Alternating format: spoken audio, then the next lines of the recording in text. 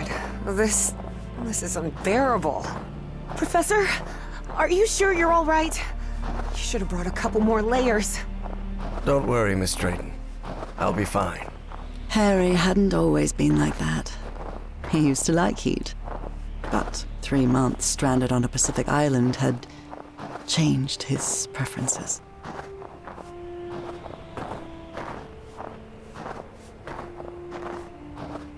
What we saw in Bowen's office?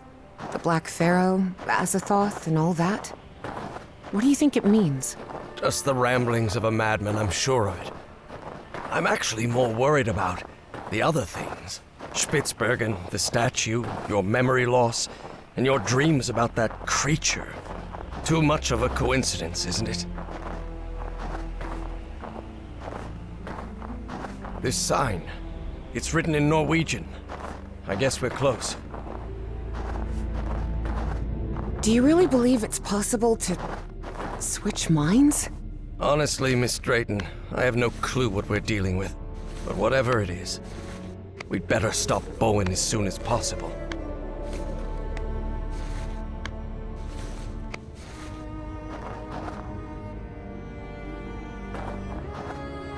Here it is, the radio station.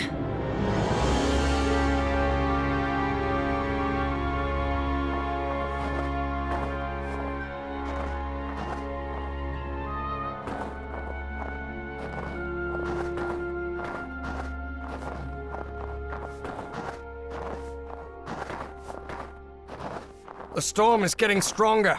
We'd better stay close to each other, Professor.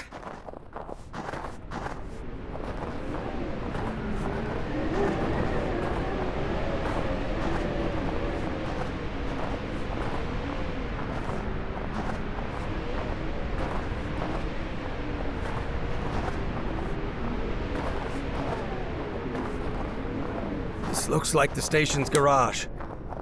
I wonder why they left vehicle. It's not working.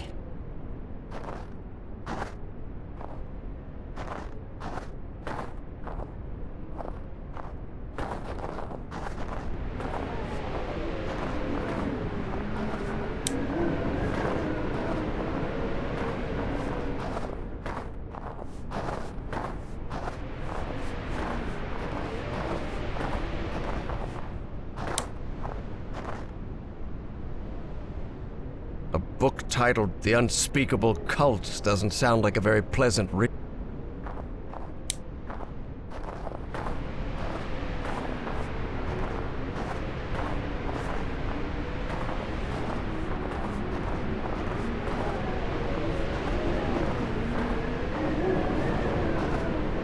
This must be the generator room, but it's locked. I can see some banners on the building. They look like... Oh. Nazis. I hate these guys.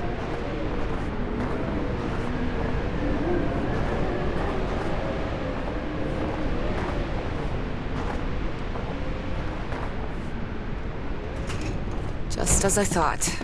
No power in here. We should look for the key to that generator room.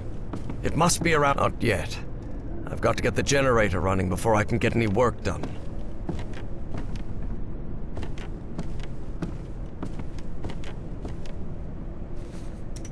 No, the door... I'll have to take a look at it later.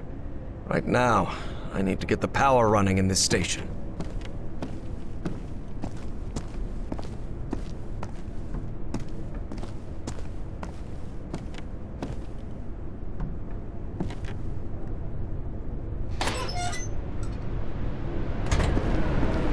Evangeline, I see her. Harry hesitated to say the words because of how absurd they might sound. Space ship of some sort? A spaceship? You mean like a flying saucer?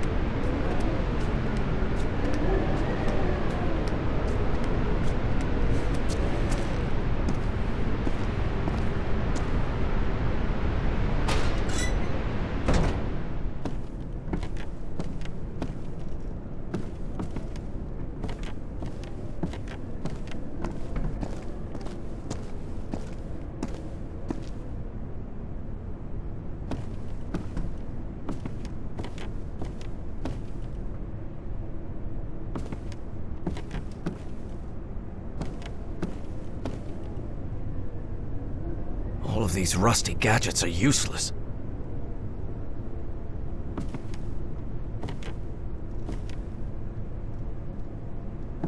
This machinery hasn't been used for years. Interesting. Very interesting. But it won't help me bring the power back on.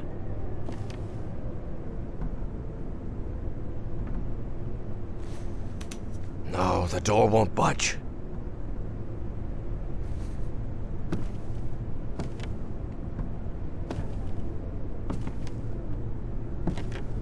This might come in handy, but not right now.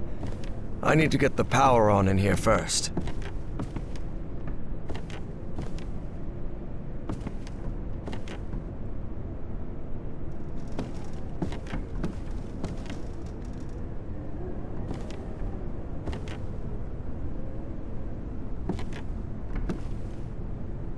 All of these rusty gadgets are useless.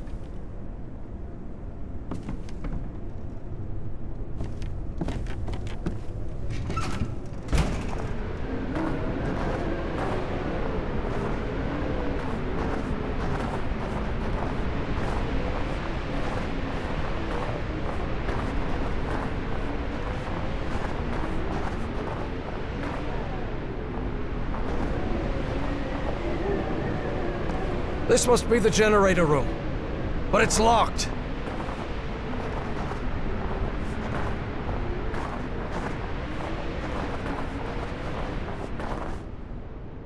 The entry post is completely wrecked. What happened here? It's no use. This switch is completely wrecked. There are way too many beds for a simple radio station. That would back up what Bowen said. That this place was just a cover-up.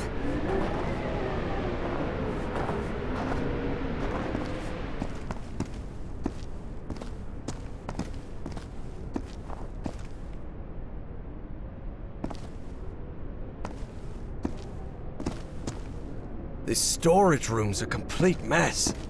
Like everything else in the station, it seems.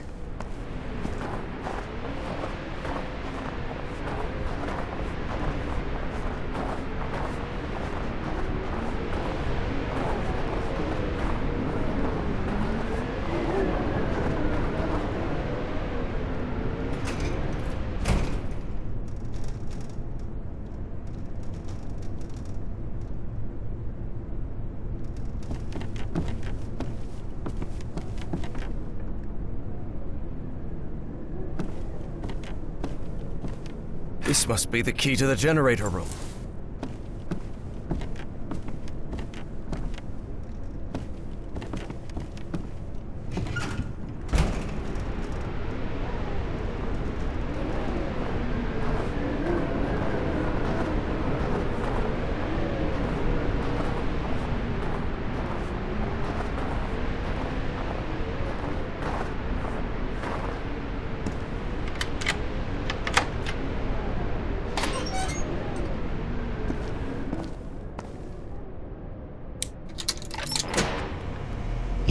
Hey, what the... The current must have caused a power surge in that distribution panel up there. Let me take a look. Maybe I can fix it. Okay.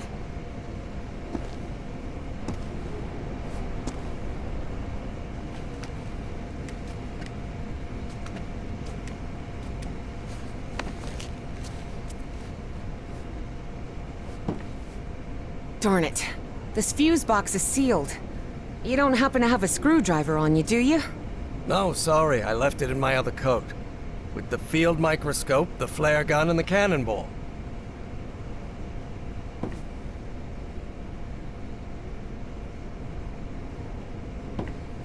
Darn it. This fuse box is sealed. No, sorry, I left it in my other coat. With the field microscope, the flare gun, and the cannonball.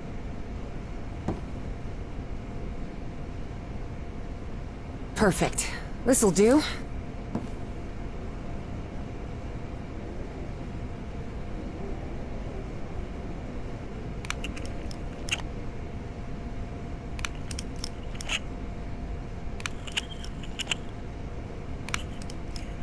An old fuse box. And it looks like it still works. Even if... What's the problem? Well, the whole base runs on an interlock circuit. What does that mean?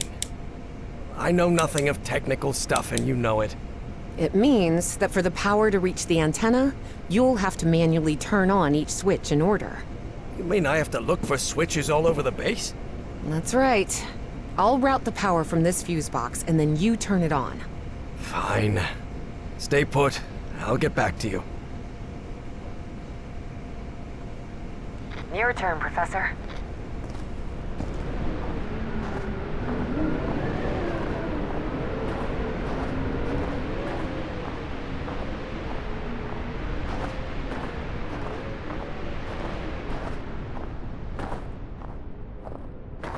It's no use. This switch is completely wrecked.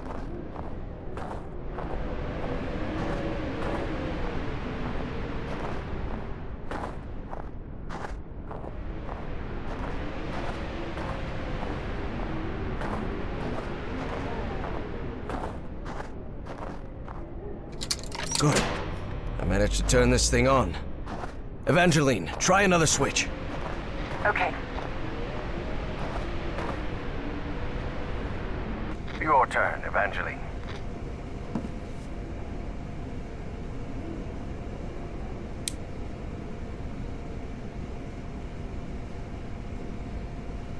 You're in charge now.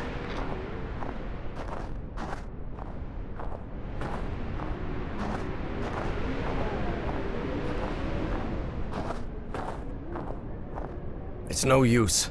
This switch is completely wrecked.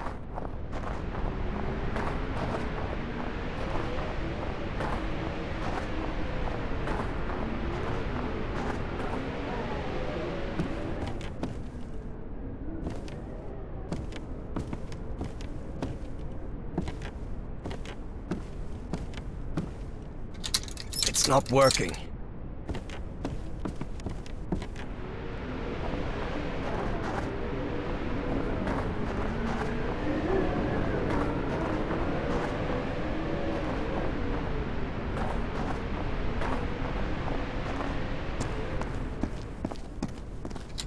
It's not working.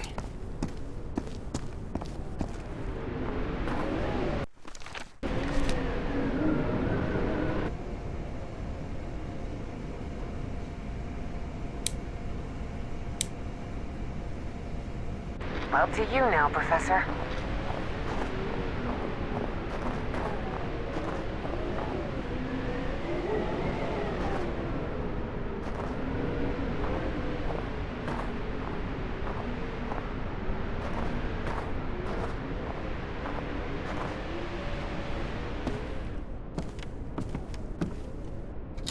Good.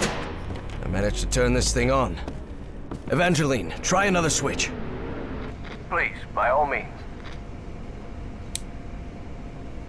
Your turn, Professor.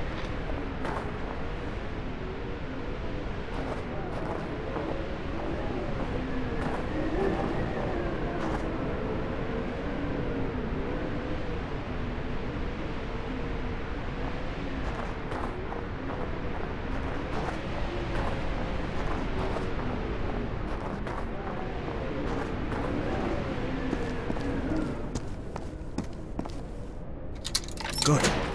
I managed to turn this thing on. Evangeline, try another switch. It's up to you now, Evangeline.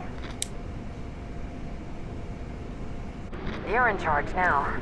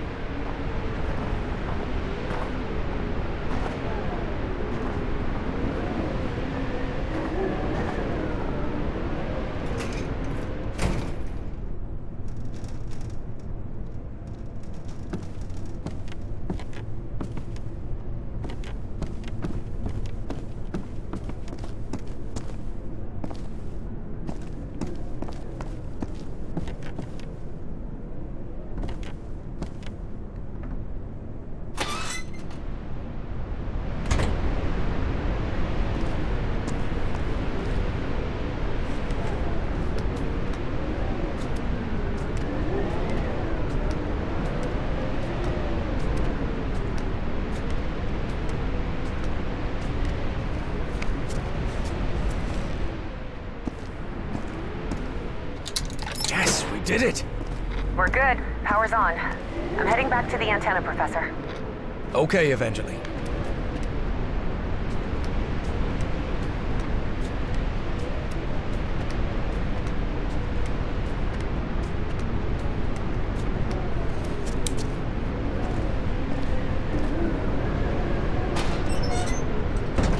Huh.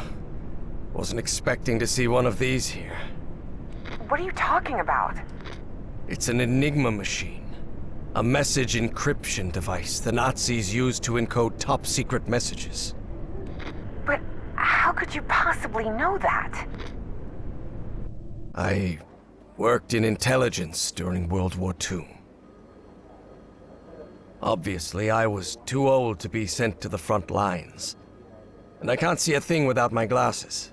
But the OSS thought someone like me could be useful cracking codes. So they sent me to Fort Meade, Maryland, to the Signal Security Agency building.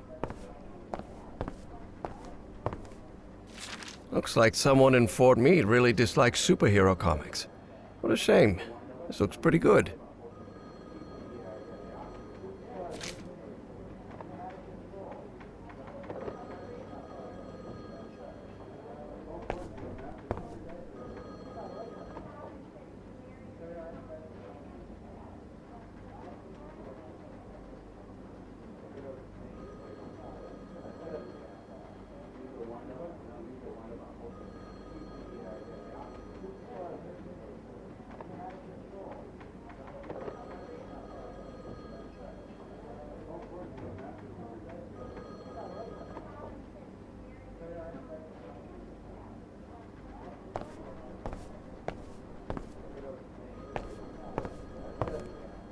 Hendricks requested a transfer to Europe last week. He's a man of action, no doubt about it.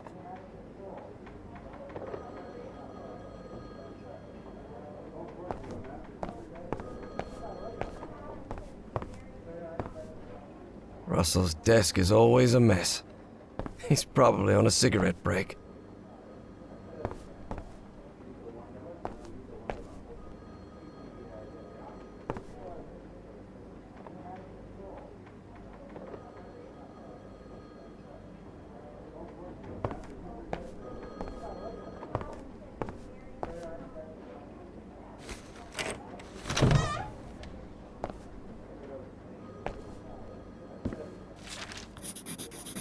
The set of components that makes Enigma's encryption possible.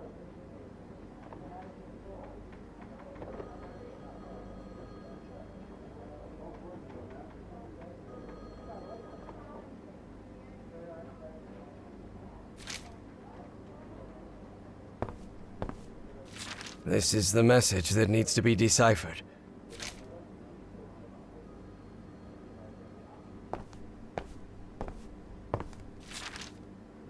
I really doubt this is how Nora pictures my work here at Fort Meade, but she does love to tease me.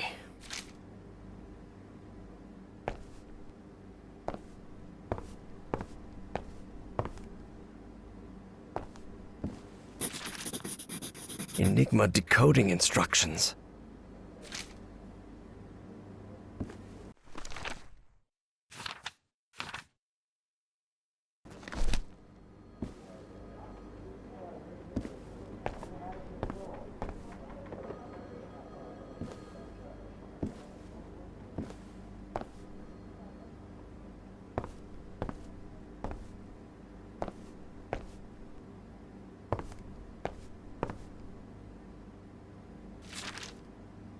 I don't rightly know what we'd have done without Turing and his people over at Bletchley Park.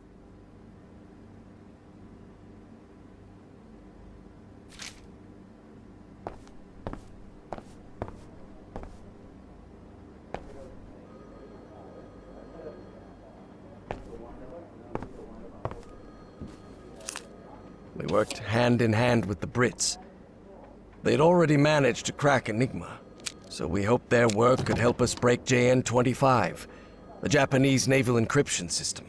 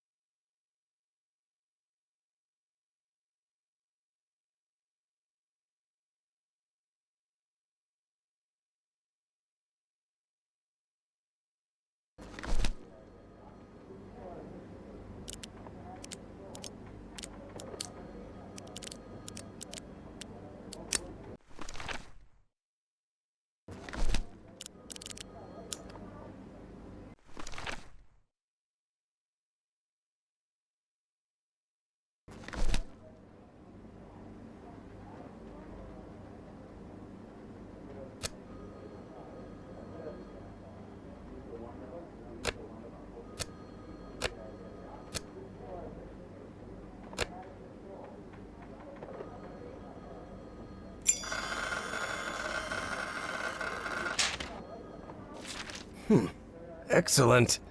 I think I solved it. Maybe we can use their deconstruction process and adapt it to crack the Japanese ciphers.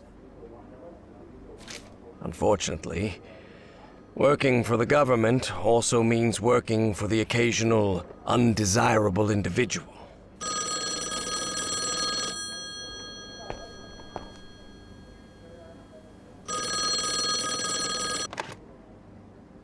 Yes? Professor, this is Caleb Bowen speaking. Bowen? It's been weeks since the British handed over everything they had on Enigma. Do you know yet if that encryption model will help us decode JN-25? You have to understand, Professor. Washington is starting to get uneasy.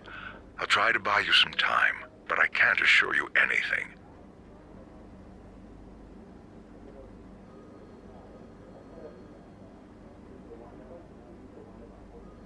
There are similarities between both encryption systems, but they're not identical. The Japanese use additive methods, as we've seen in earlier When do models. you think it will be ready? Cryptography is not an exact science, Bowen.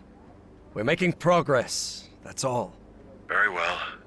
I'll report that to Washington. Professor, hear me out on this. You're doing an excellent job. But please understand Listen, Bowen. The only reason I'm doing this is for my country. And one thing's clear to me. The less we deal with each other, the better. So frankly, don't bother trying to butter me up. Professor, we have more in common than you think. Why do you insist on making us enemies? Look, no matter how much you try to deny it, I know you're still a damn Nazi. And though I've never been able to prove it, I also know you had something to do with the sabotage of my expedition. Not at all, Professor. You refused our funding, and that was the end of it. Right. And you had no prior connection to Miss Cassandra Dexter Ward, is that correct? As I've already told you 1,000 times, I met Miss Ward when she came to our society with you, asking for money. So, it was all just a coincidence, right? Of course. Coincidences do happen, Professor. Listen to me, you disgusting little man. I have things to attend to. Do us both a favor and don't call again. What a moron.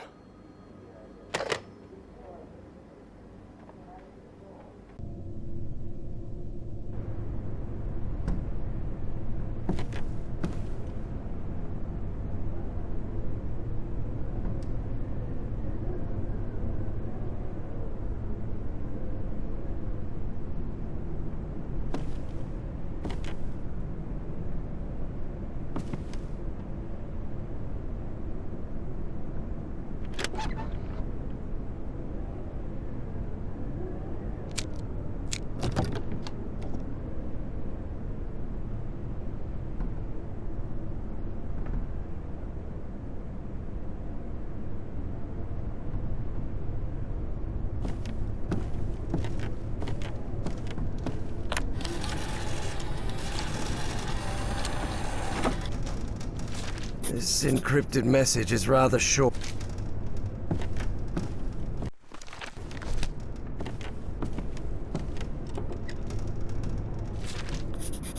Januar 1943.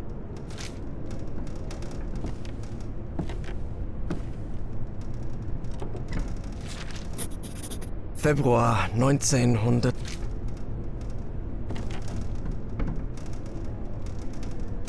An encrypted message. No use. It's encrypted.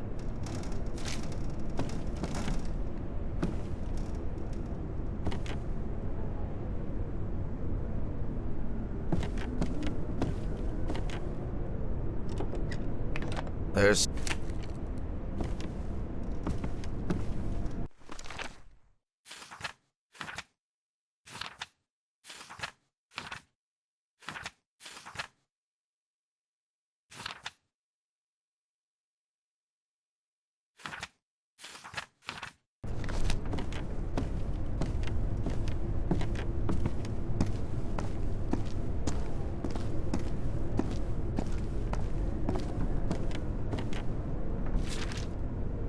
What on earth were they doing in this place?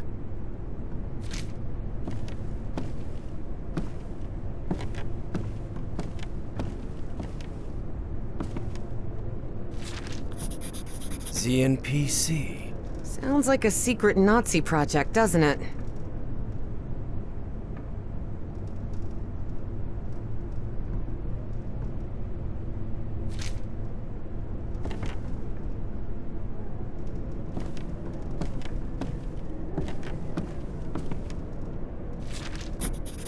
Boy, this radio station gets creepier every minute. Yes, I can feel a shiver down my spine.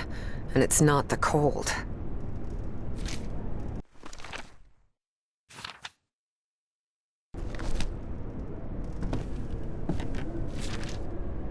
Operation Weserübung.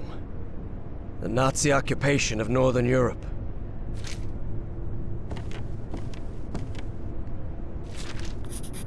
It's the Dienstausweis of an SS Oberstgruppenführer. Some Otto Adler. A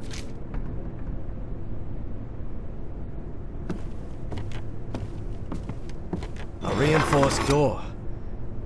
You still think this is just a radio station? All right, I've got to admit, this is weird as hell.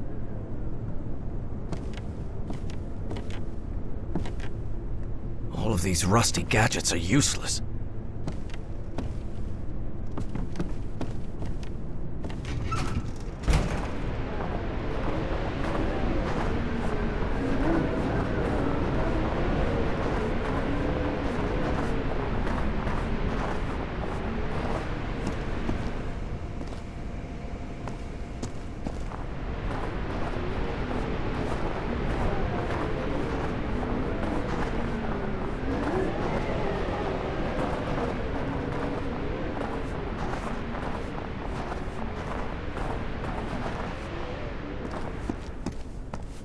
This storage room's a complete mess. Like everything else in the station, it seems.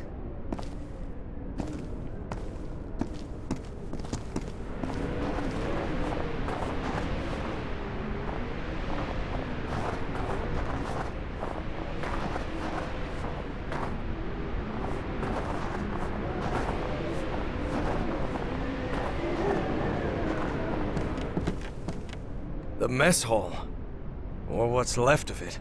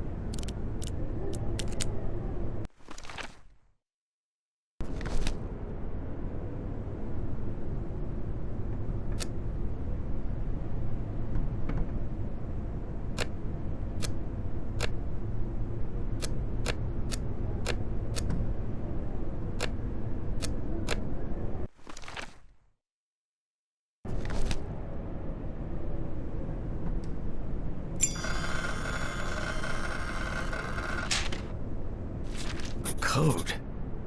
I wonder. Could that be the code to access the reinforced door, Professor?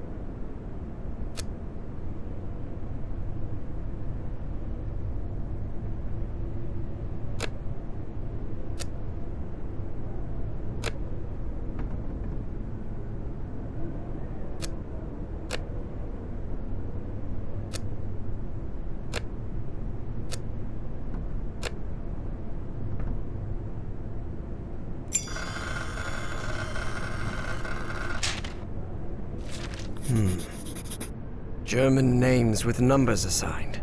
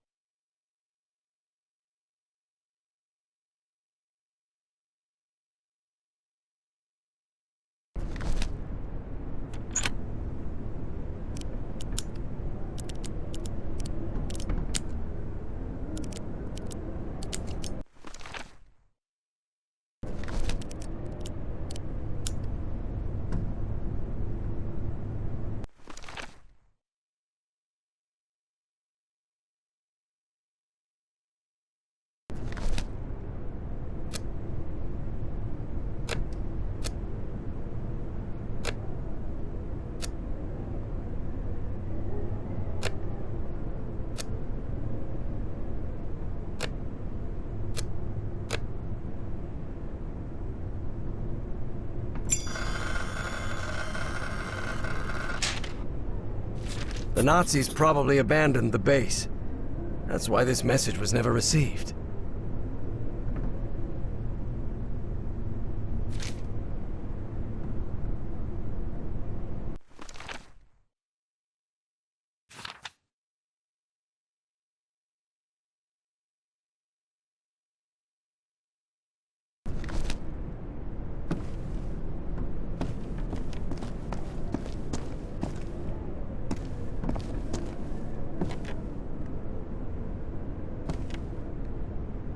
That guy with the white hair must be the senior one. What a creepy-looking face he has. A monocle. He must be upper class. This guy looks like a bureaucrat. Looks like a workers' registry from 1943.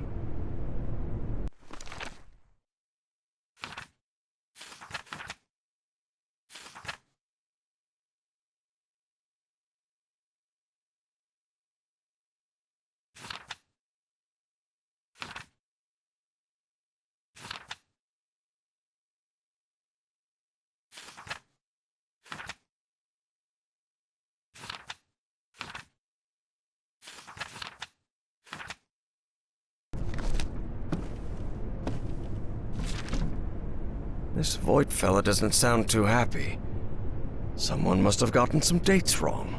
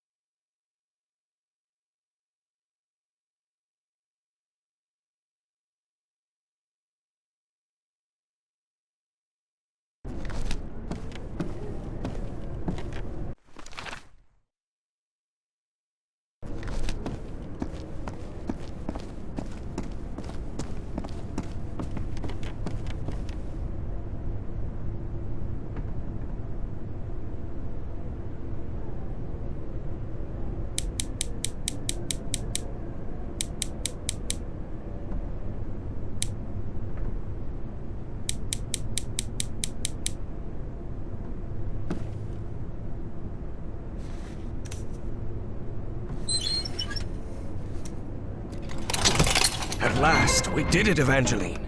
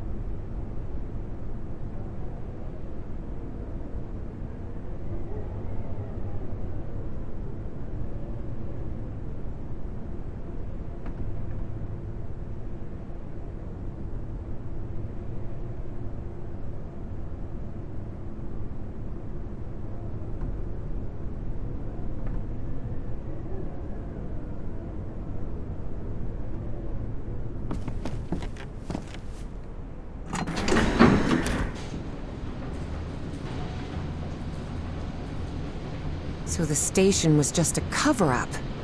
But I wonder what for. Whatever it is, we're going to find out. And soon.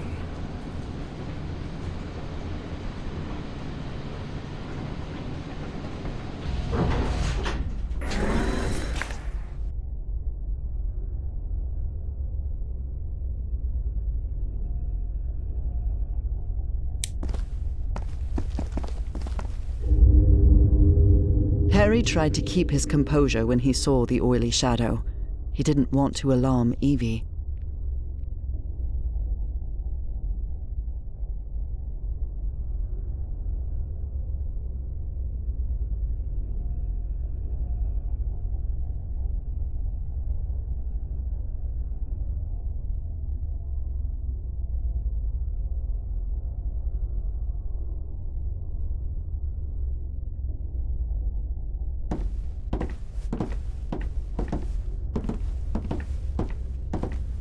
Let us out. They locked their own people in here. How could they? They're Nazis, Evangeline. They're not exactly the good guys. What are these markings on the ground? They look like thermal imprints. It's what happens when a body stands between an intense source of light and heat and a surface. Like those shadows after the Hiroshima bomb. Exactly.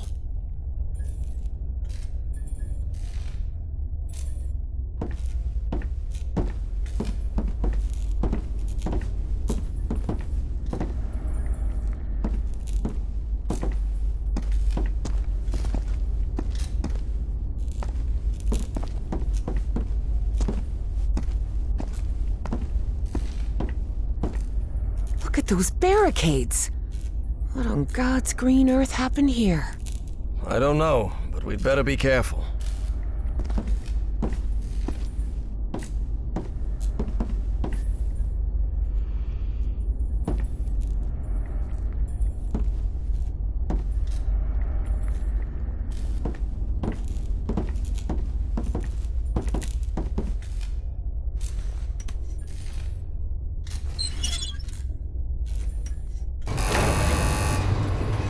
Think we'll find that great engineer of yours down here? I hope so. This trip will have been a total waste of money. But Evie suspected there was much more at stake than the cost of their trip.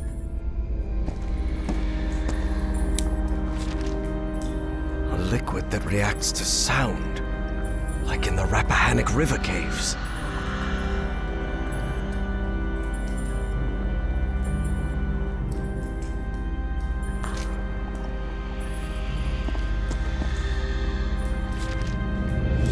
References a creature. You think that might be your great engineer? Yes, sounds like it.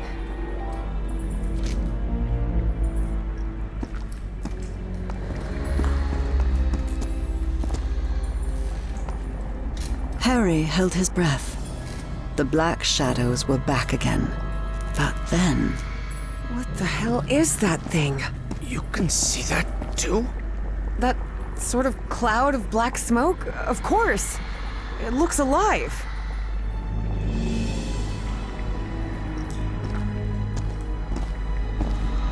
Offices, control room, Kronos lab. That must be it. We have to go through to the other side. But how will we open these doors? Well, it seems there's no other choice. Which of I'll us... go this time, and I'm not going to allow any argument about it.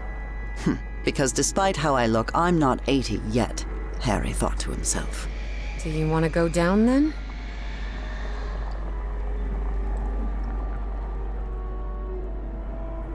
Go ahead.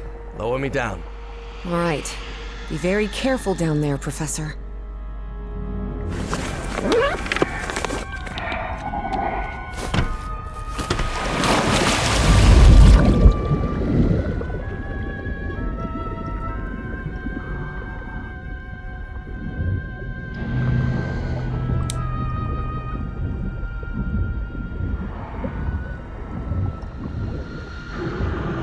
Everything all right down there, Professor? So far, so good. Though it's very dark in here. Yet I think I know why this place is flooded.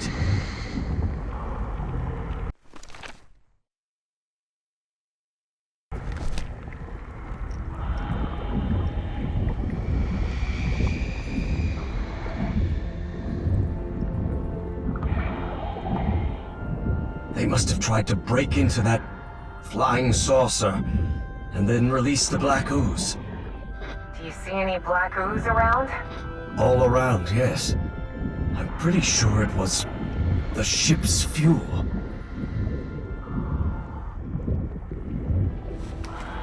I've still got 10 minutes of air in this suit.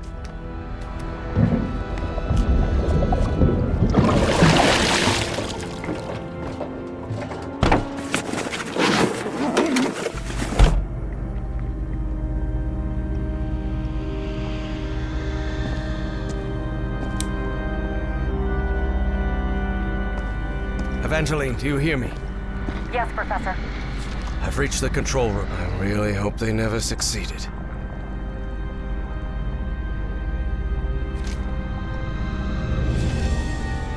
He must be talking about that flying saucer we saw out there. Looks like the organizational chart for Project Kronos. And that's Felix Stahl. That guy's a member of the Starry Wisdom Society. So that was the reason Bowen had pulled every string to get that man to America.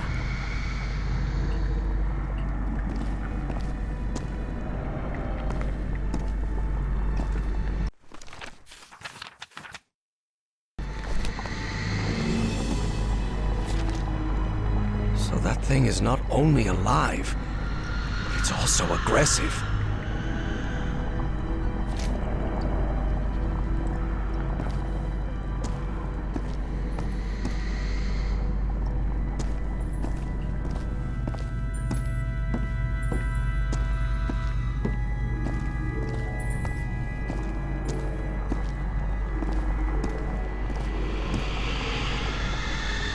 Evangeline, there's a panel here.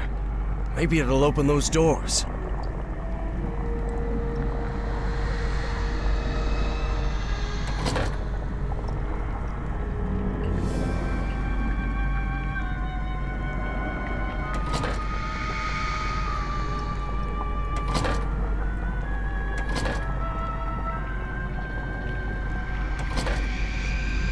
Your turn, Evangeline.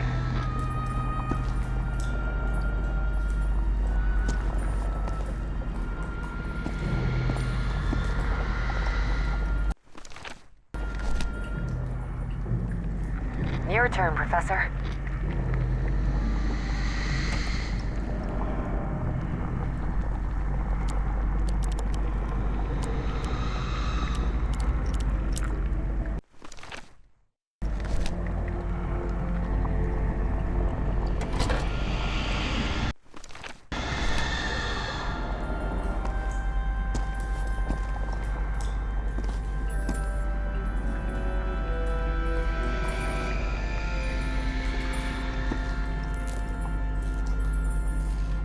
Up to you now, Professor.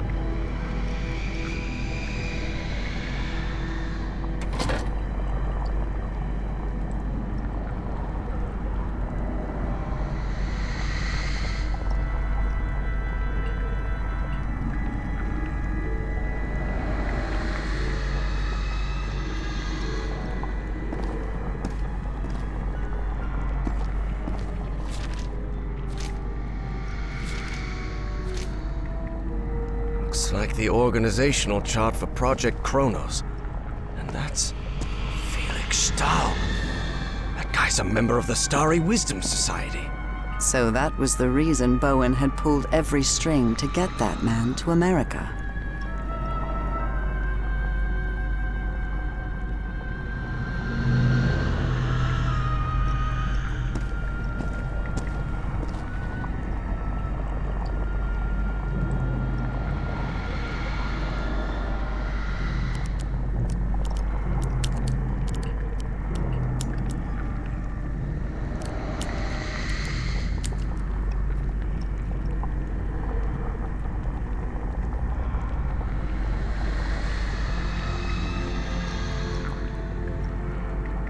A light just came on. No. Evangeline is on the other side of that door.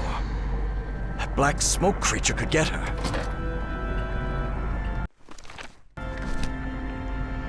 Please, by all means.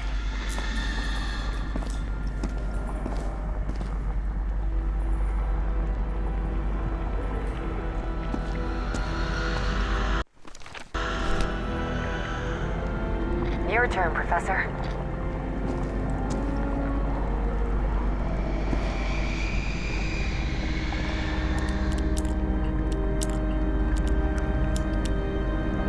All right, that's on. Professor, look. That thing. It's moving into the next chamber.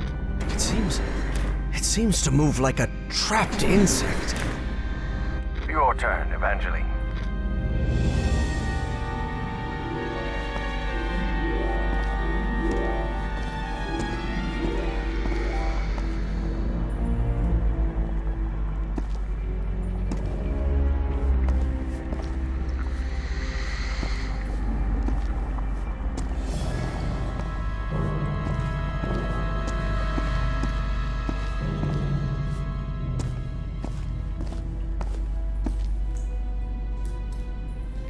You're in charge now.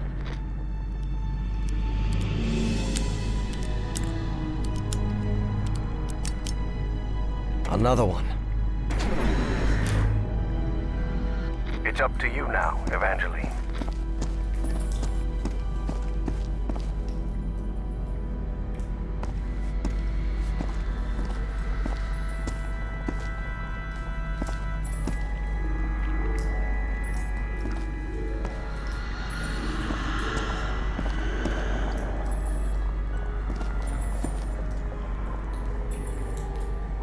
Your turn, Professor.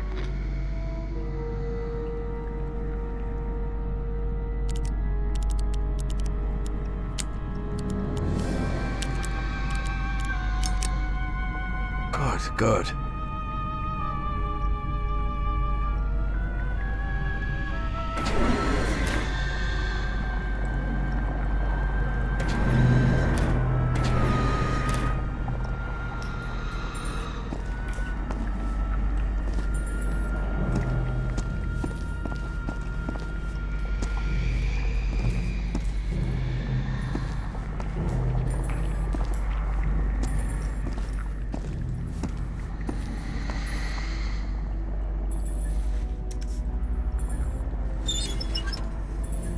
I opened this door for you, Professor.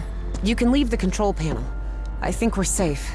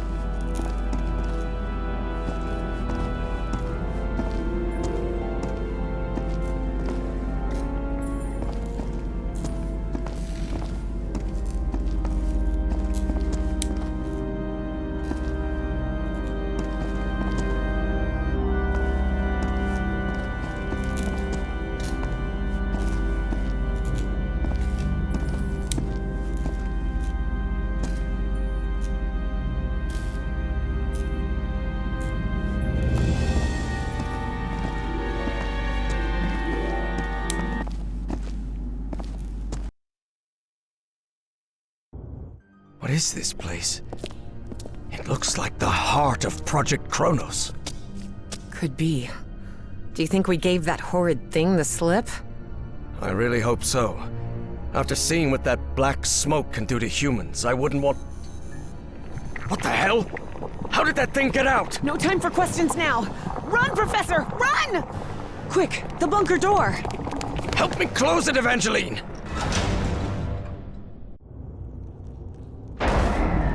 Damn it! That was close.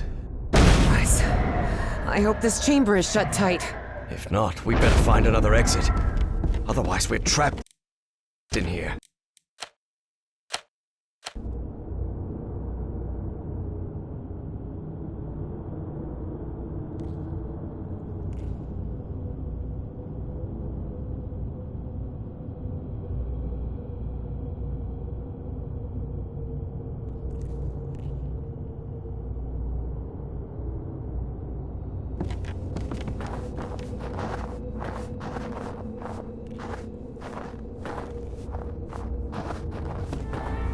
Lord Almighty.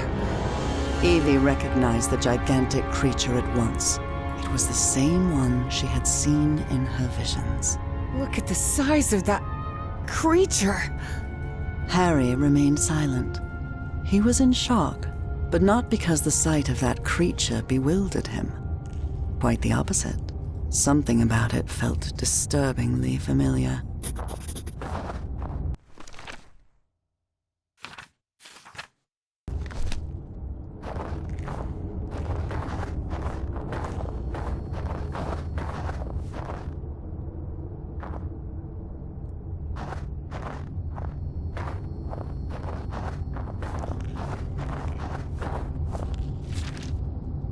Looks like this message never got sent.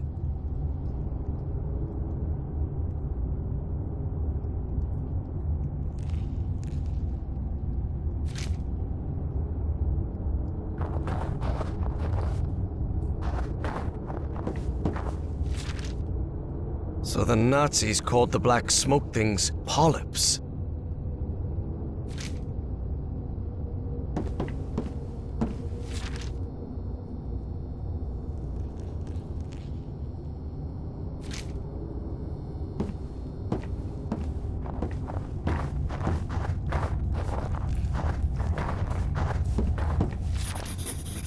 Apparently, the Nazis tried to communicate with that creature.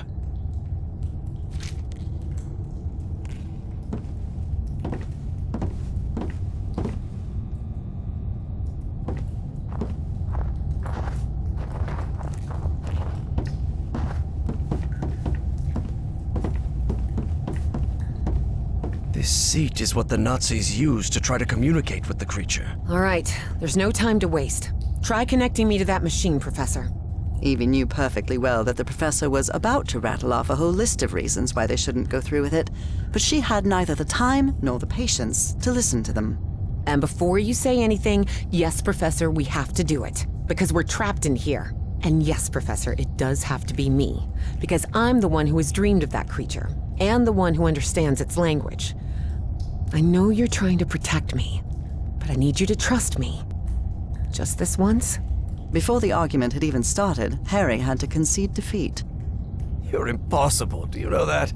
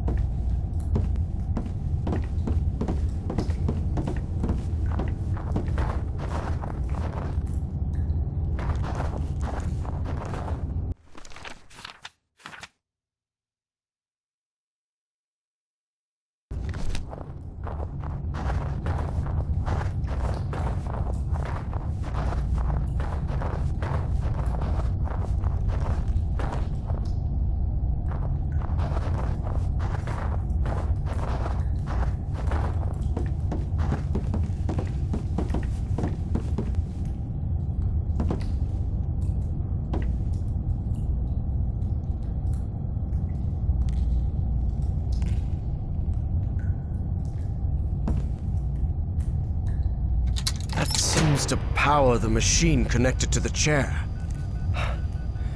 You can sit down, Evangeline. This apparatus identifies matching brainwave patterns between Evangeline and that creature.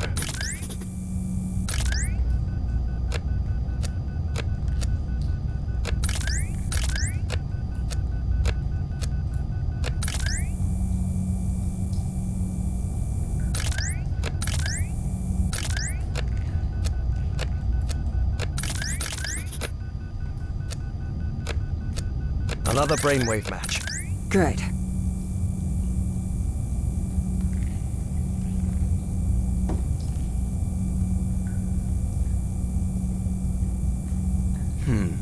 Geeignet means suitable, and untauglich means unsuitable. It must refer to the brainwaves.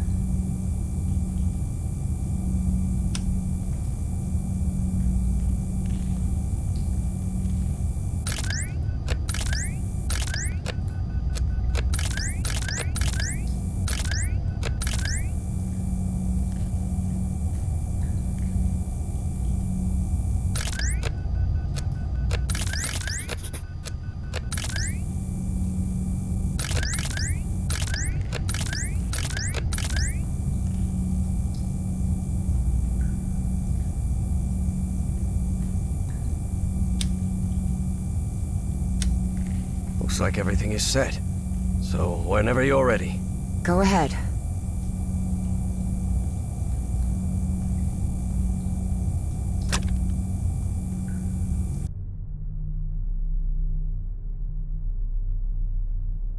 Evie found herself in the literal blink of an eye in a completely different place. And it would happen to her more than once that day. As she tried to figure out what was happening, a strange but familiar voice startled her. Evie. Velkonul, na cartoon, Vekra. I have been waiting for you for millions of years, it said. Are you? I am the great engineer of Nicotis. After so much trouble, Evie was finally before the great engineer. It was her one chance to ask everything she needed to know.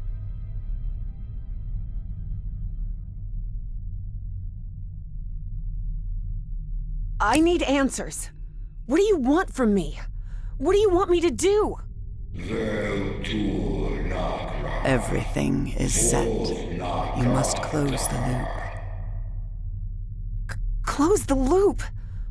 What are you talking about? Take my ship. Travel to Nicotis, the Nicotis of your time.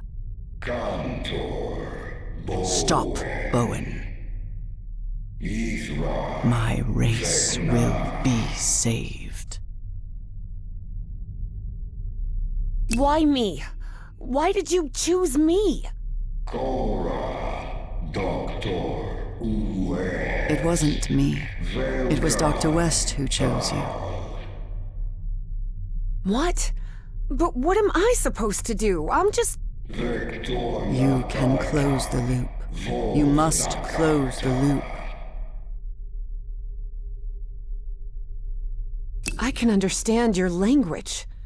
How is that possible? Your mind in my body. My mind in your body. How is... When did that happen?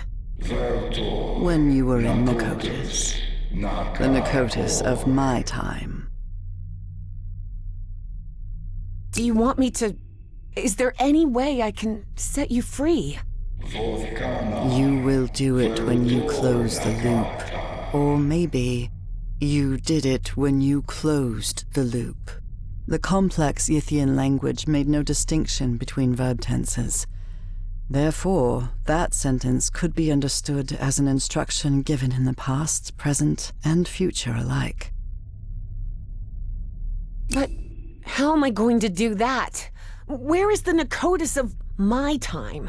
You need to remember its location. Remember. Remember it? How? Vekra Everard Korveltur. Hearing that, Evie was left speechless. Follow Everhart's instructions. Evie didn't have time to ask another question, because in the blink of an eye, she found herself once again in that stone city from her dreams, millions of years in the past. Except now she knew it wasn't a dream. It was a memory. My hands. Heavens. Look at my hands. Those Yithian appendages could hardly be called hands, but that was how Evie perceived them.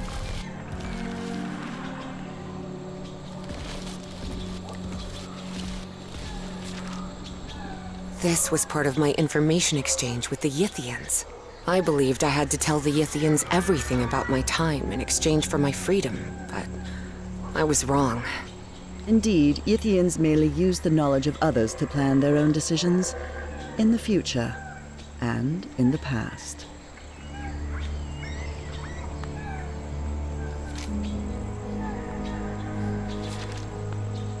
Looks like I also took notes of what happened here in Nicotis.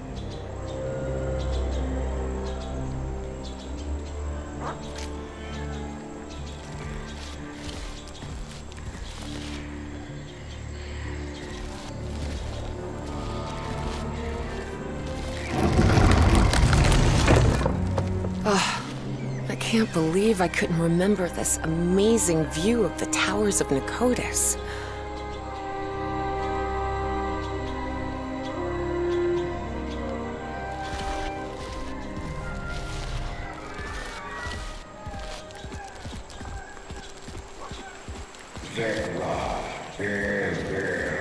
Find Everhart's notes and follow them. But where are Everhart's notes? Where can I find them? I always thought my dreams didn't take place here on Earth, but now I understand that this is how Earth used to be, millions of years ago. Specifically when the Earth's landmass was fused into one continent, Pangaea. That's an ammonite. Cephalopods that lived during the Devonian period, 400 million years ago.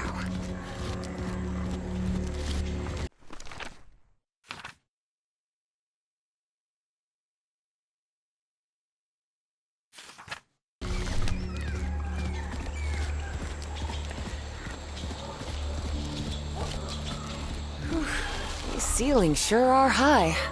Evie suddenly remembered the colossal corridors and massive stone slabs of the great library of Nicotis.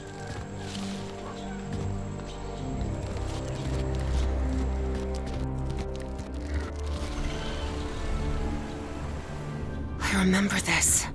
I went to the Great Library every day.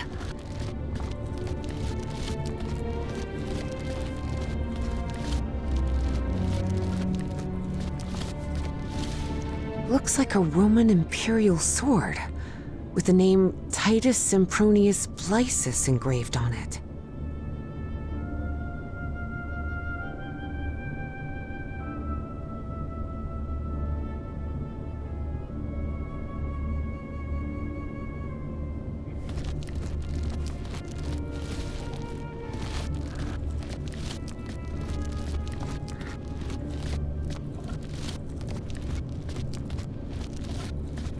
What is this thing? I remember it.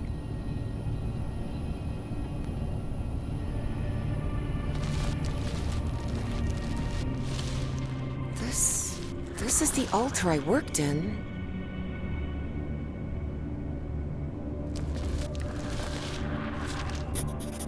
Looks like I deciphered the numeric coding of the Yithians. This is the ink I used to write with.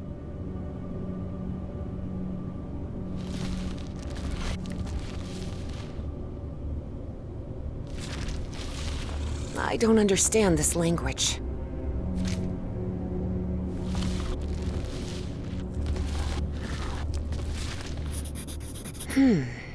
This observatory must be used to find the constellations associated with a specific time and location.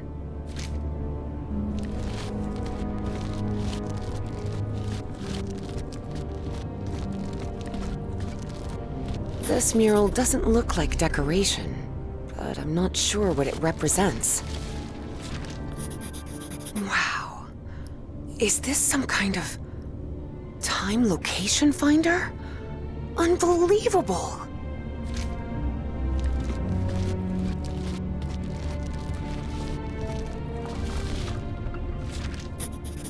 I believe I've seen some of these murals around here.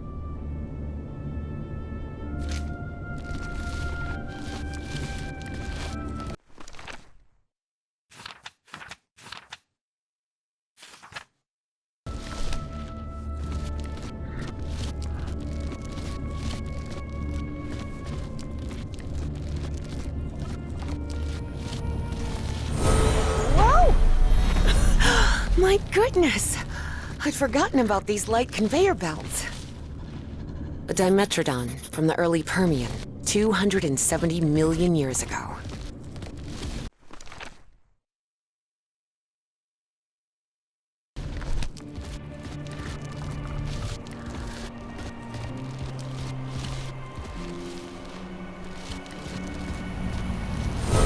Wow.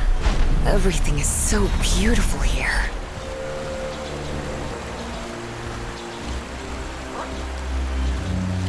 I suppose this mural refers to us, Homo sapiens. We appeared roughly 300,000 years ago. in the Middle Pleistocene.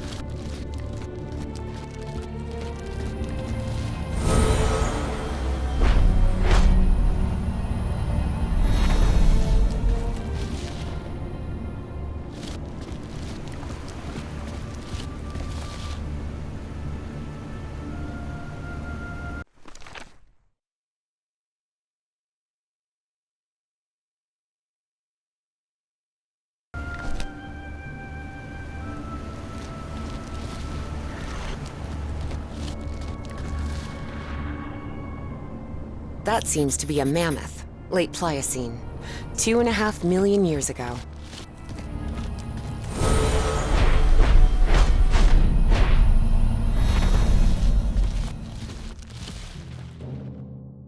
The same constellation I saw in my dreams. It must be important if they built this lookout for it.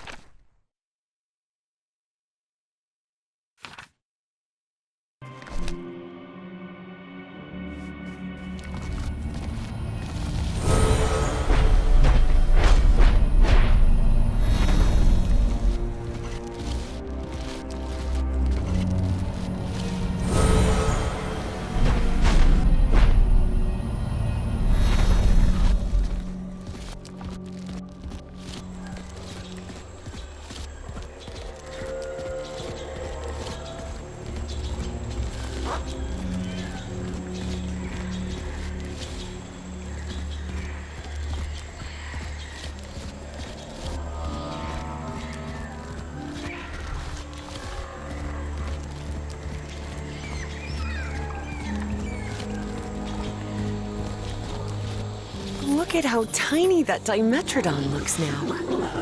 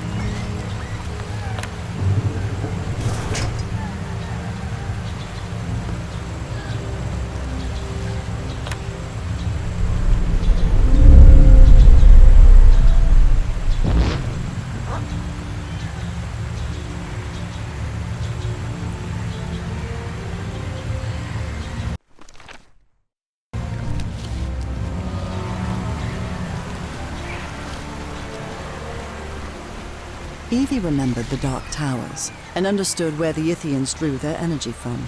Somehow, they synthesized the black ooze and used it as fuel, but that meant that down there, confined within multiple levels of chambers and trapdoors never opened, lay the black smoke polyps.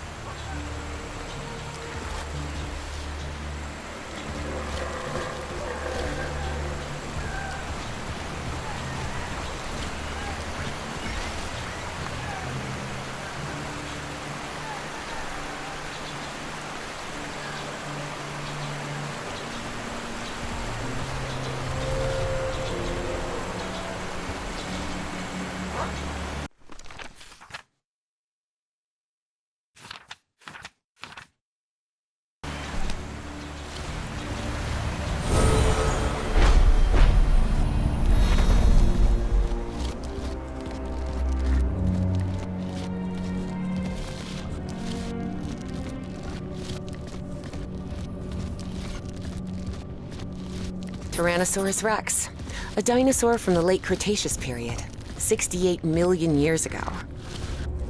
A Dimetrodon from the early Permian, 270 million years ago.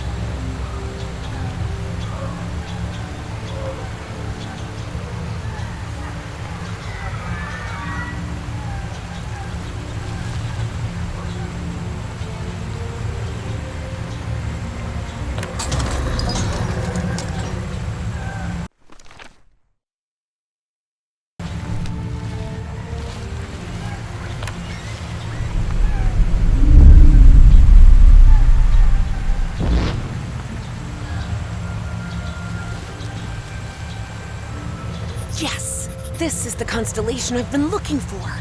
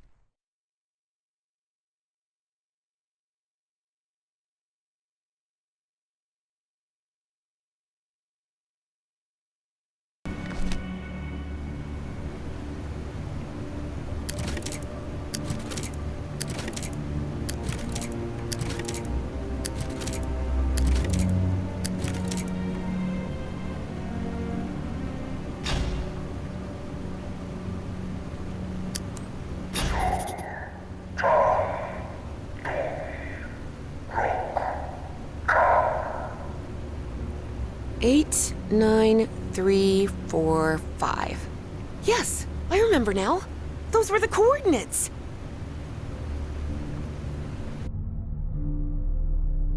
Great engineer, I know where to find the Nakotis of my time, but all I have are Yithian coordinates. And there's no way out of here.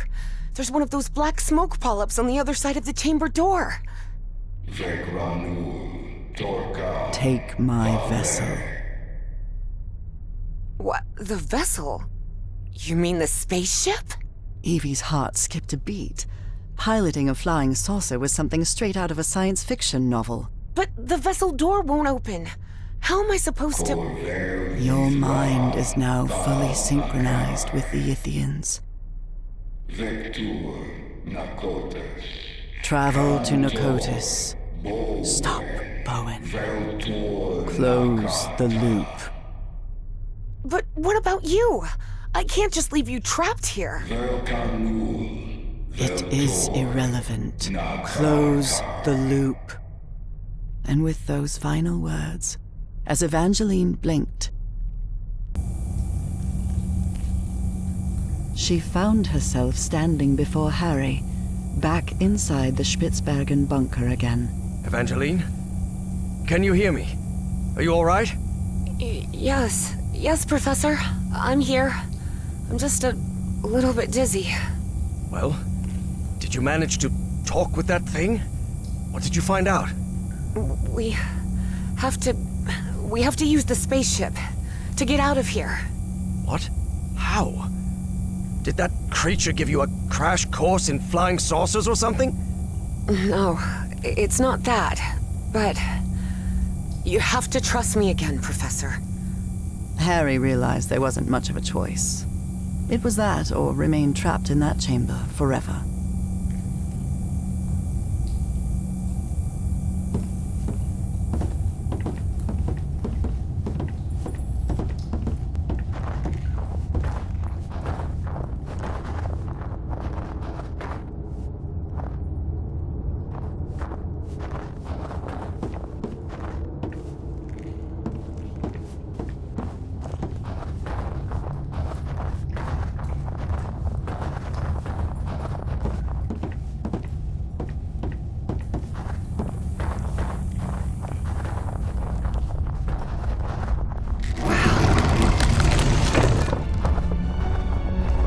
Look around, Professor. Isn't this fascinating? There doesn't seem to be any power. You sure you can pilot this spaceship? I'm not sure pilot is the right word, Professor. I'm not even sure ship is the right word. This looks more like a building than a vehicle. There surely has to be a starter somewhere, right?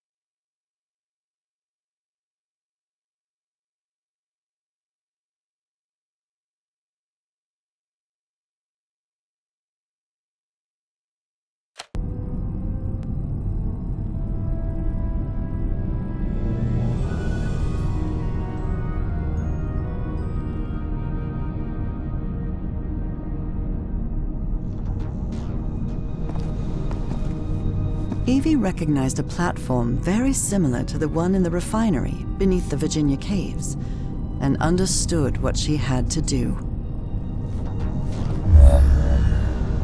Look, Professor, it's working. The spaceship is powered up now.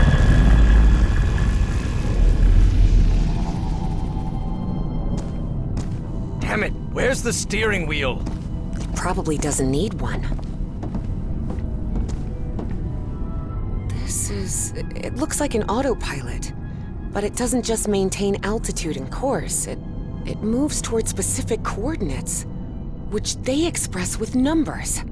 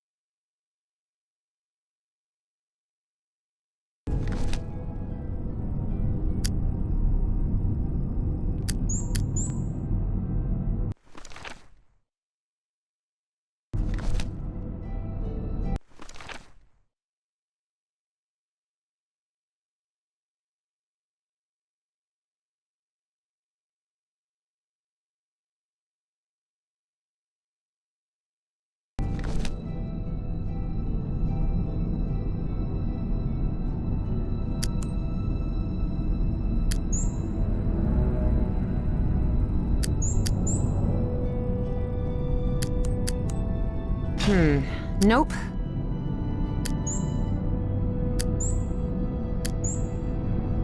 I think I've got it.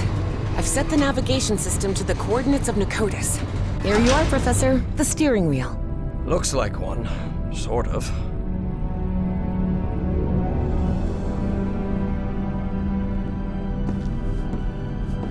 Can you help me with this, please?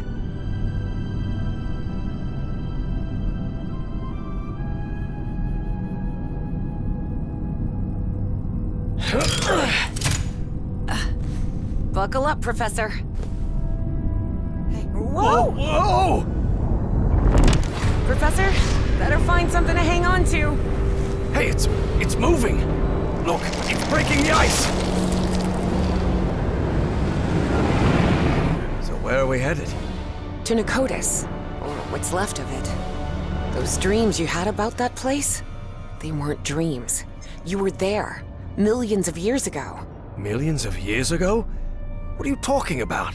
The great race of Yith can transfer its mind to the past, present, or future. At some point, they exchanged minds with you. Good heavens. Can you imagine what that must be like?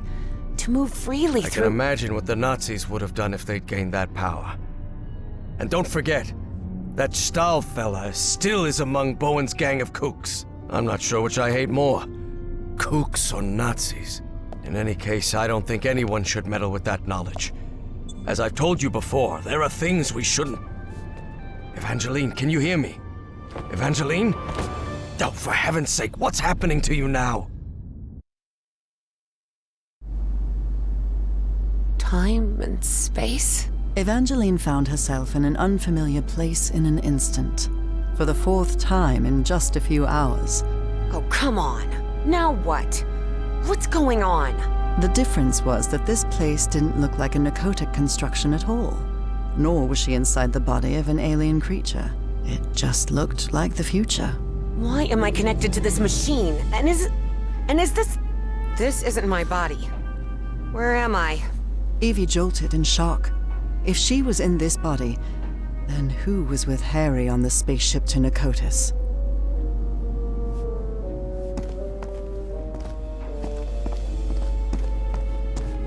Evie didn't know whether to cry for help or stay silent.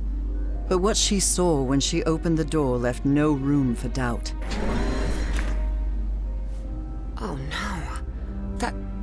That's Caleb Bowen. So Bowen had gotten his way after all. How else could he be leading a top-secret research project for the government? And then Evie thought of something worse. What if Dr. West was none other than Caleb Bowen himself?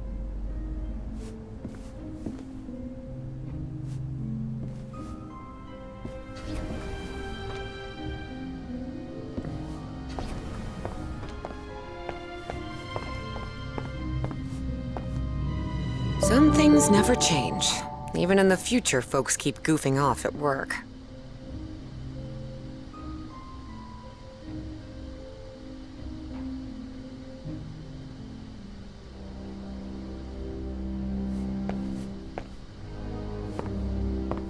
"2006? Am I in the future? But how did I get here?" Despite her confusion, for a science fiction enthusiast like Evie, the sight was fascinating. She had already been to the Mesozoic, and now she was in the 21st century, and all within a couple of hours. So I was right. This machine is a kind of mind swapper.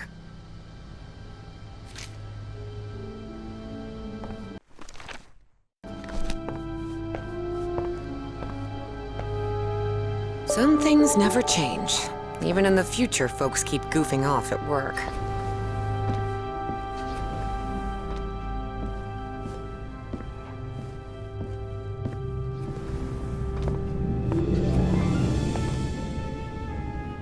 What kind of machine is this?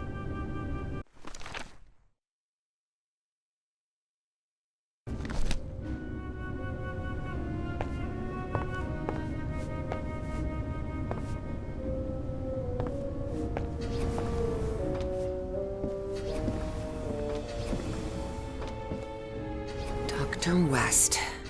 So this is the person behind everything that's happened.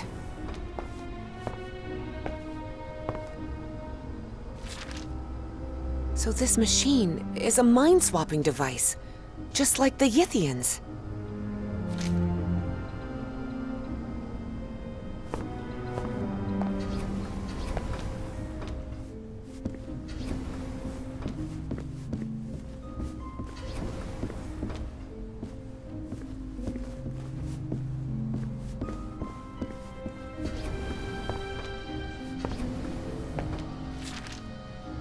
I wonder what on earth the Project Archive is.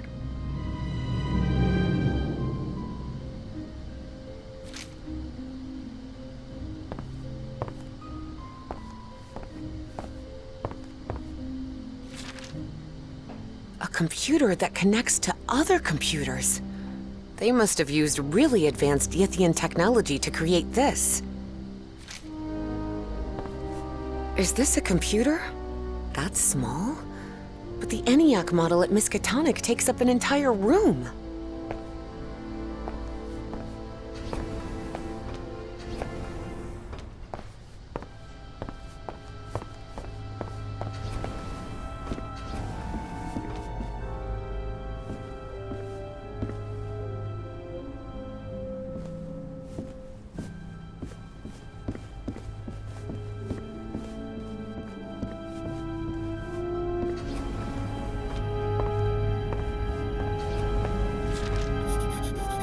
Seems like instructions for that brain device.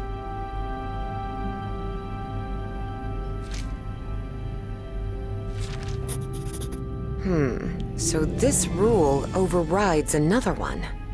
Interesting.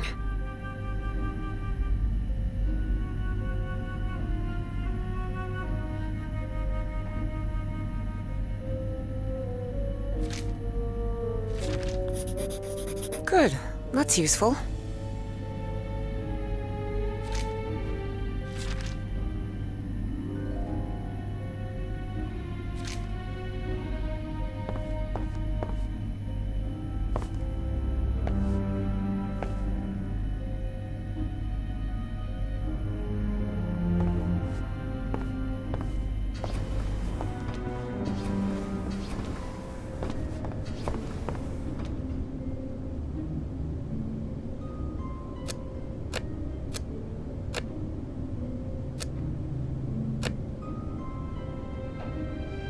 Darn it. This isn't right. Darn it. This isn't right.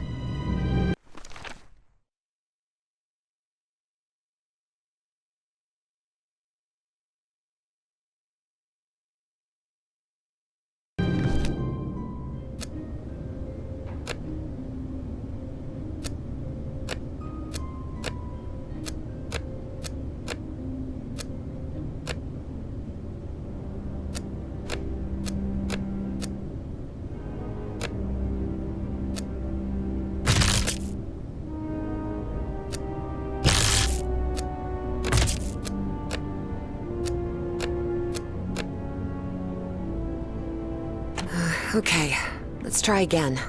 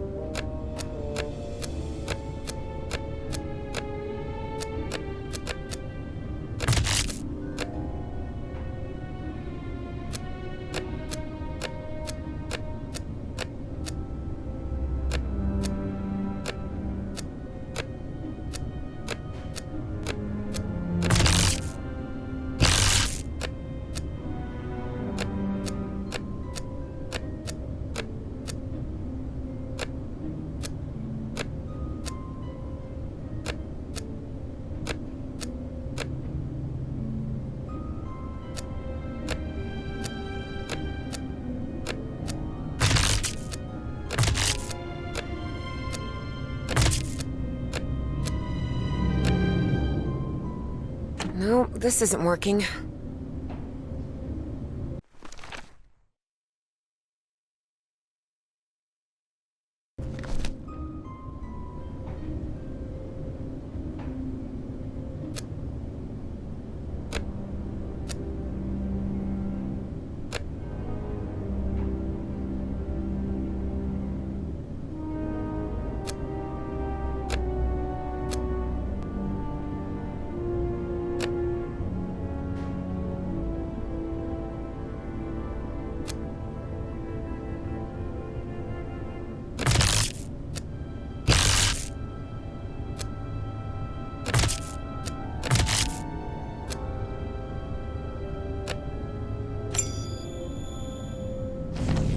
Yes, I did it! That mind-swapping device seems to be powered on again. I hope this works.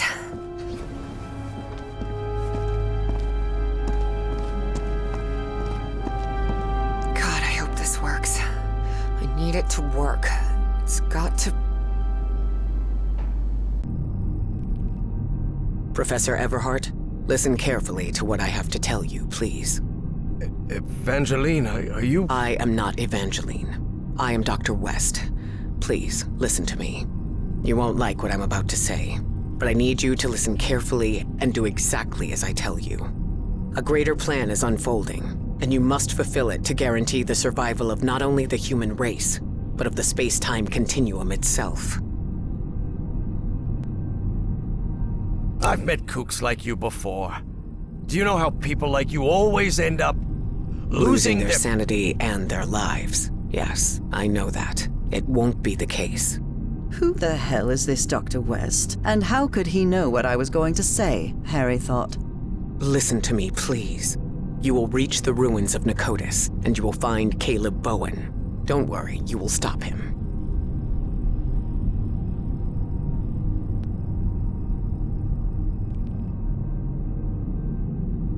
How can you possibly know what is going to happen? What about free will? What about... I'm not finished. There is a price to pay for Bowen's defeat, and that is Evangeline's life. What? You can't be serious. I am. Evangeline has to sacrifice herself, Professor. It's the only way to stop Bowen and preserve the space-time continuum. No chance, Harry thought. But he couldn't help wondering, if Dr. West really did know the future, could he actually be telling the truth? Can't I at least think about it? There is nothing to think about. Any other choice will mean Bowen's triumph and the collapse of the space-time continuum. There's no more time. But remember what I said. Evangeline must sacrifice herself. Harry considered answering, but found nothing to say. Arguing with someone who could see the future was pointless. I know you will do the right thing, Professor Everhart. After all, we've been through this before. Work, damn it! I made it! I'm back! Professor, what happened? Evangeline? Are you here with me? Yes, it's me! I'm back. What happened to you? Where did you... I was in the future, I believe. But what happened here? Someone pushed me out of my own body, Professor. Who was it? Harry hesitated before answering. He knew his words might change what was about to happen. No one. You just blacked out for a moment, and that's all. Harry had lied to Evie, again. He thought it best not to tell her about Dr. West, and he certainly didn't want to mention the sacrifice either. That would only trouble Evie. And, after all, Harry had already made up his mind. Or had he? Listen, Professor. There's something I need to tell you. I don't know if this Dr. West can be trusted. I'm not sure, but I think he works... or worked... with Bowen. Was that true? If it was, that changed everything. Harry had to tell Evie the truth, right now. Evangeline, listen. Professor, look! The ship's slowing down! We're descending! This looks like... The Pacific Ocean. Nakotis is somewhere in the Pacific? Looks like it. Hold on, Professor.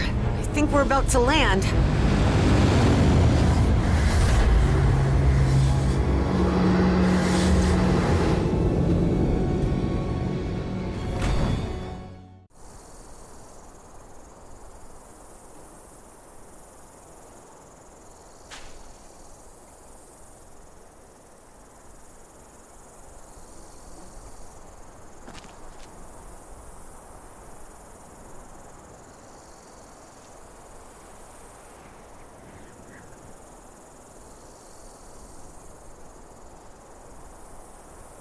Red sand. This must be the Great Sandy Desert. So we're in Australia.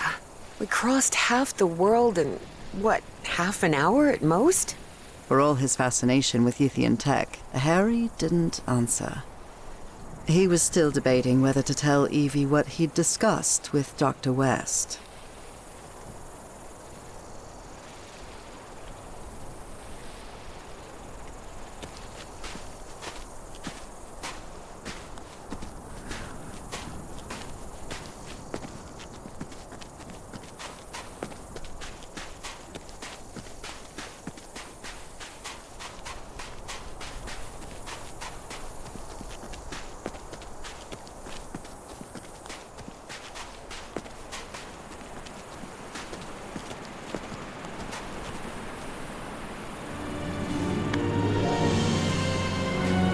Here we are. This is Nakotis. Wow.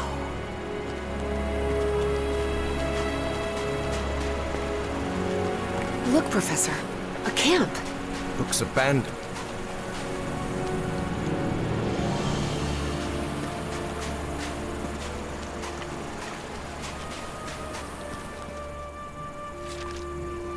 What a fool.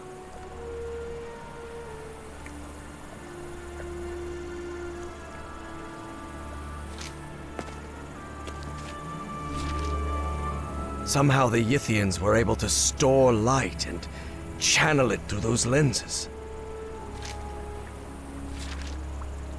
Apparently, Bowen's goons spent a good long while trying to force this massive stone door open.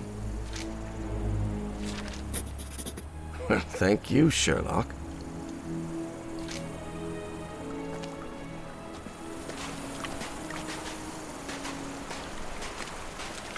I'll stay here, Professor. Let me know if you find anything. There are some carved symbols.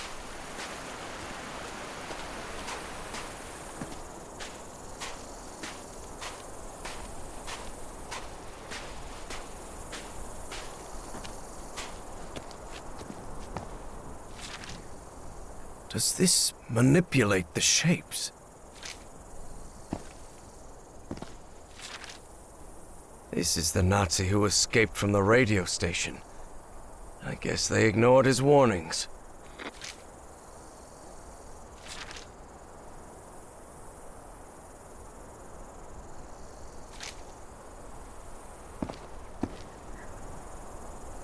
Well, well, look at that. Ever since he got some black ooze on him back at Harry's house, Eugene Kingsley's health had collapsed, and he died not long after reaching Australia.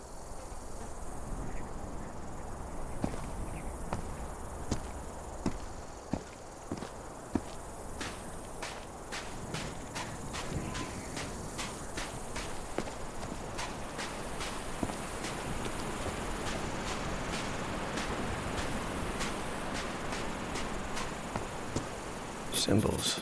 Interesting. So Stahl and Bowen had an argument. Big surprise.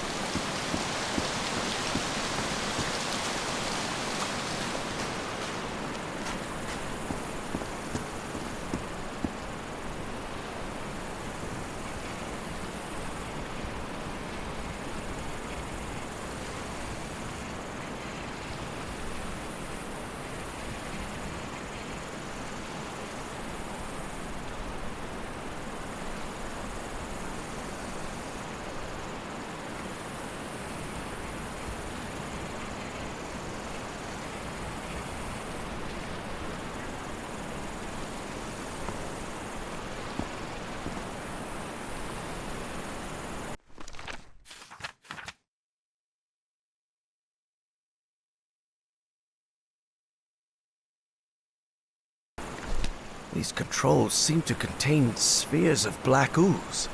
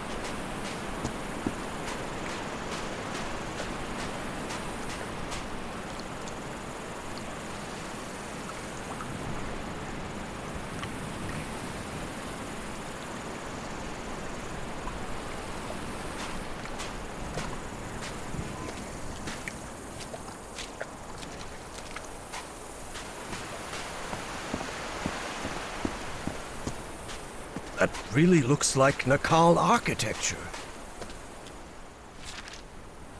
This looks similar to the platform I used back on the island. Seems she had a rare moment of good judgment.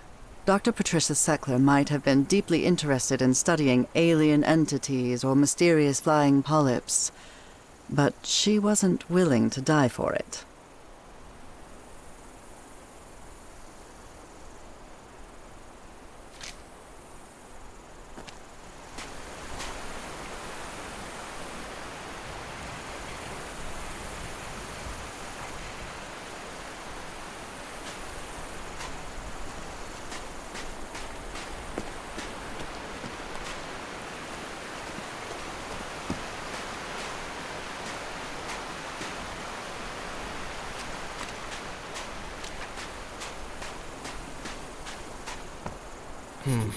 These symbols must mean something. Nope, it isn't working.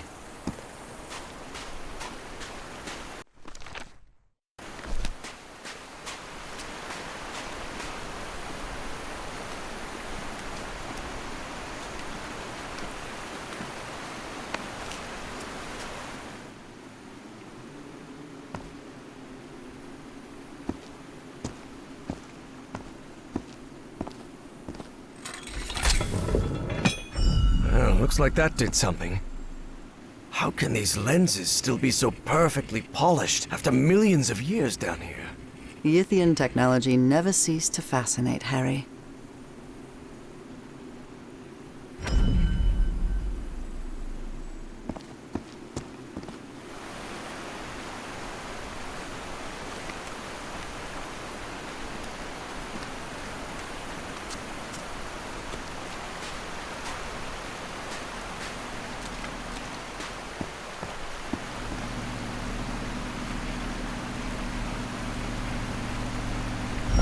Did you see anything like this in your visions of Nakotas, Evangeline? The Yithian use technology.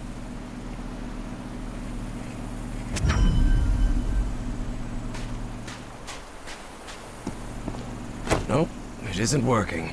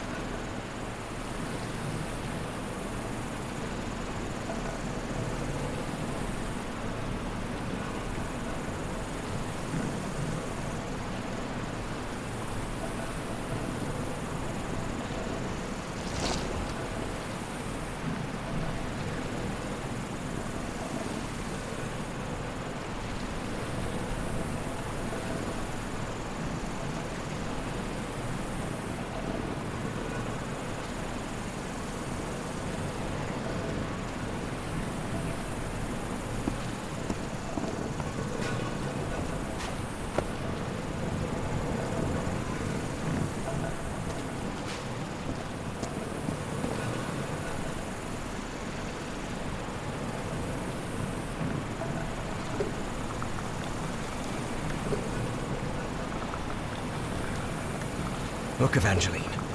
I can rotate the shapes using these controls.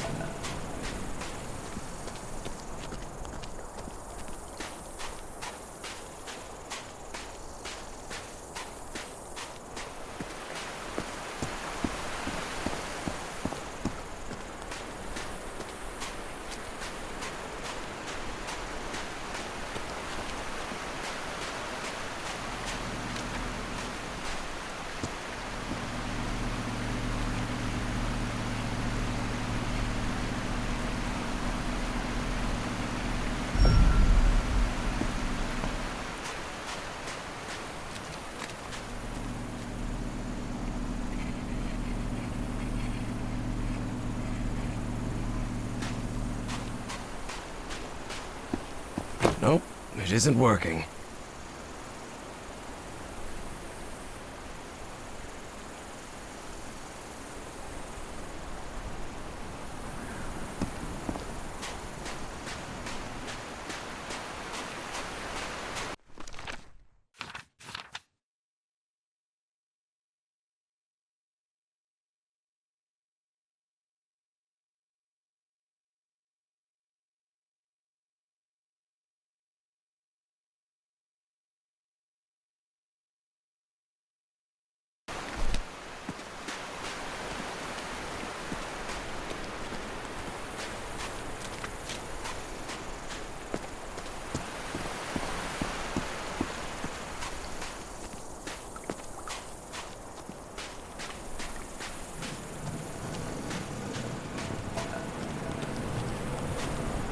I think I've got it. Sort of.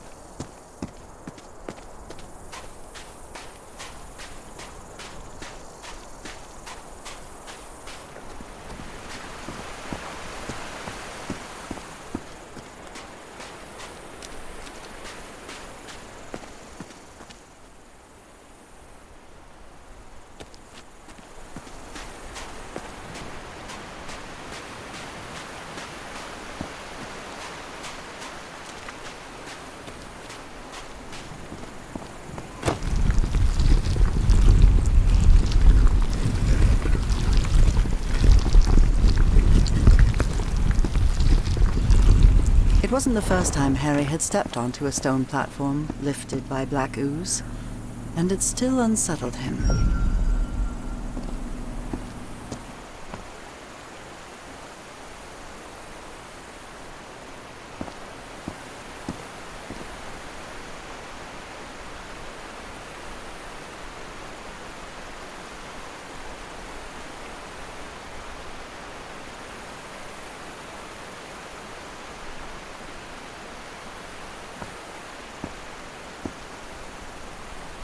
Another one of those moving patterns.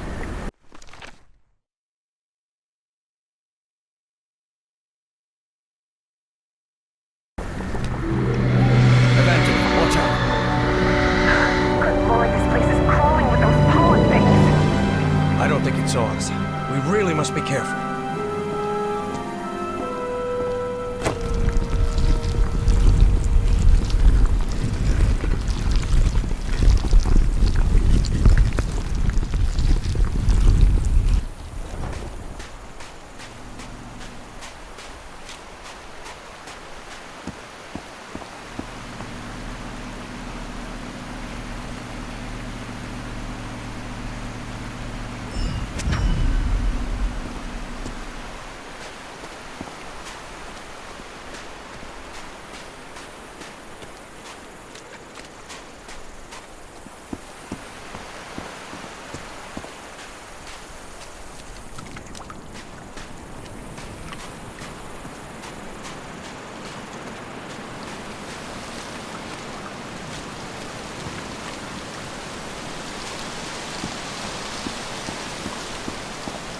spheres are moving.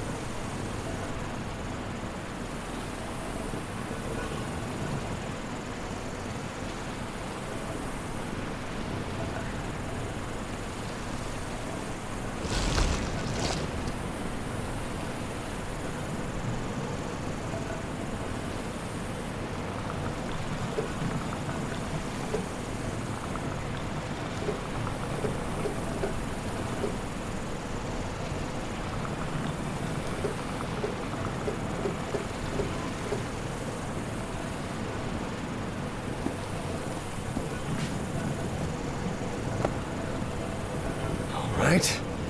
That one was tricky.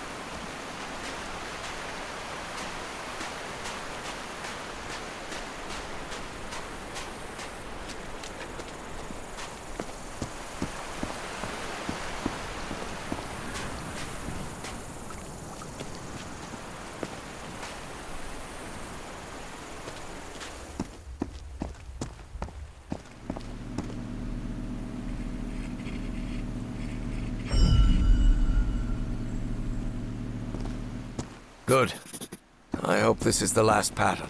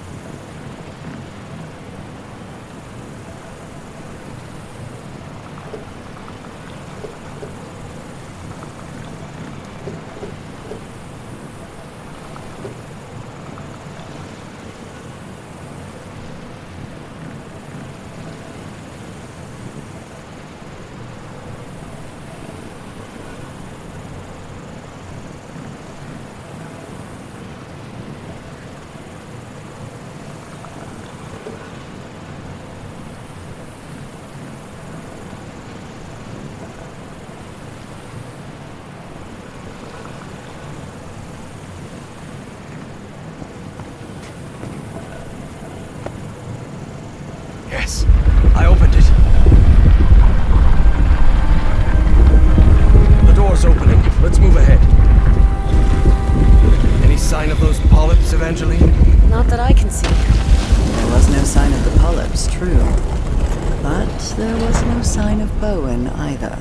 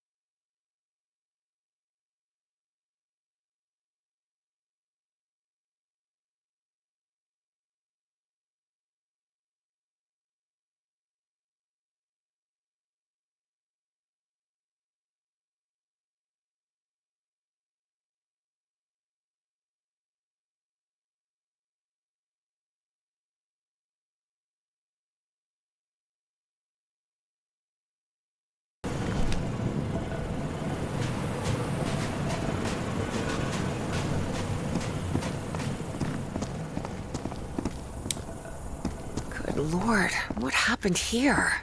Looks like they ran into those smoke things.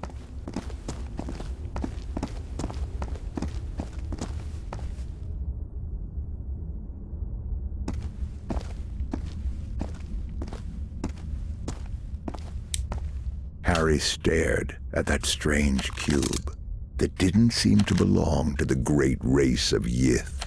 What was that?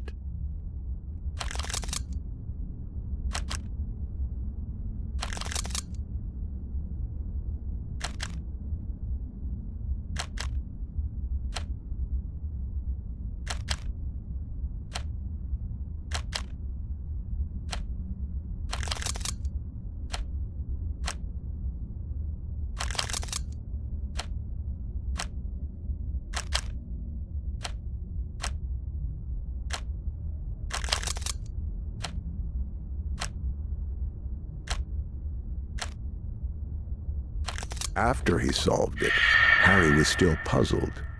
What did that... Excuse me, who do you think you are, sir? I'm the narrator of this story.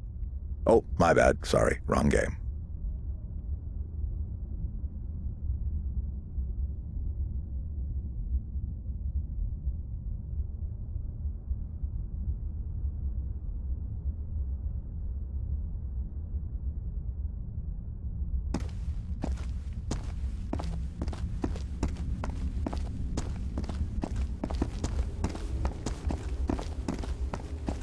Poor bastards. The shadow on the left belonged to Howard Carmichael III, playboy, athlete, and heir to Carmichael Industries. One black polyp was enough to obliterate him in seconds.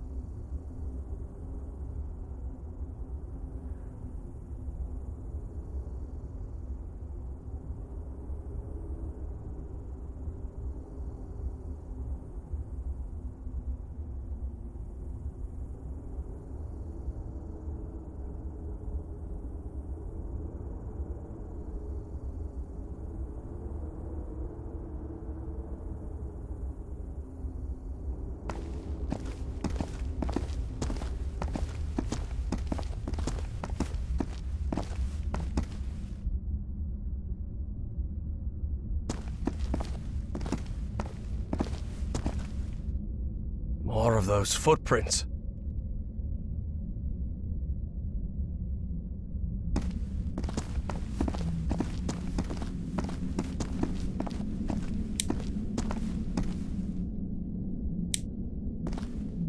Well, there's one of those cultists dead on the ground. Bowen and Stahl had a last-minute argument over how the mind-swapping machine should be used. It didn't end well, especially for Stahl, whose dream of a 1,000-year Reich died right there with him.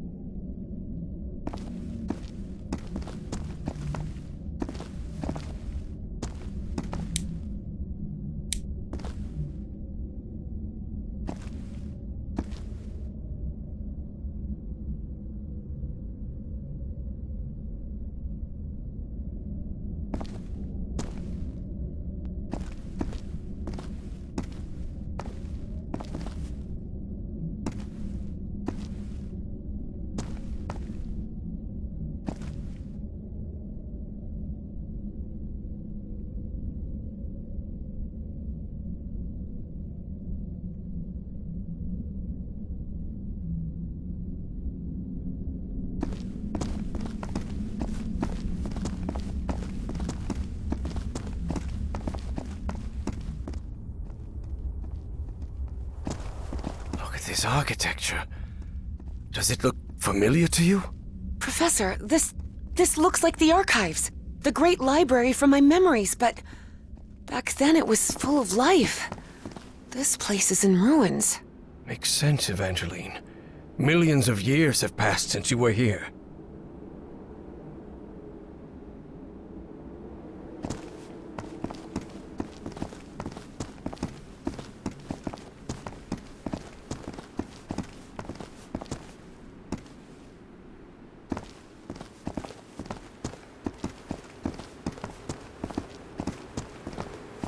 This is breathtaking. If this is the place where I was millions of years ago, the mind-swapping device must be at the top of that basalt tower.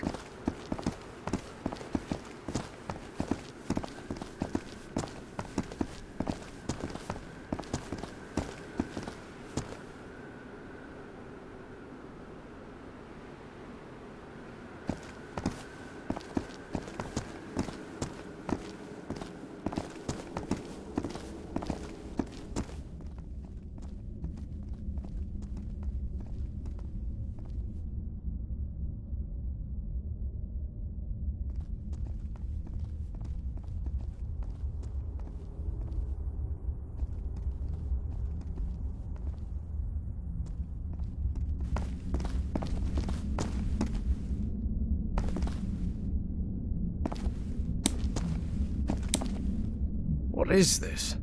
It's the book. The book Bowen made me translate.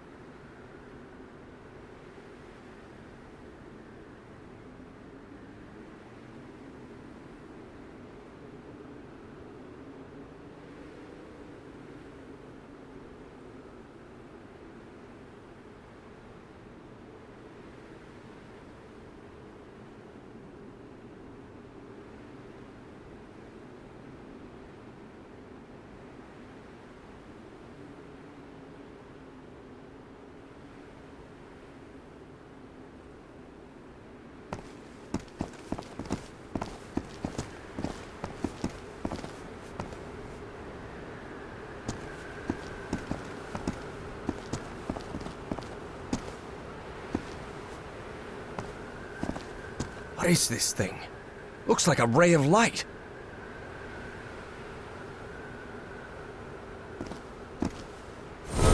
Whoa! Whoa!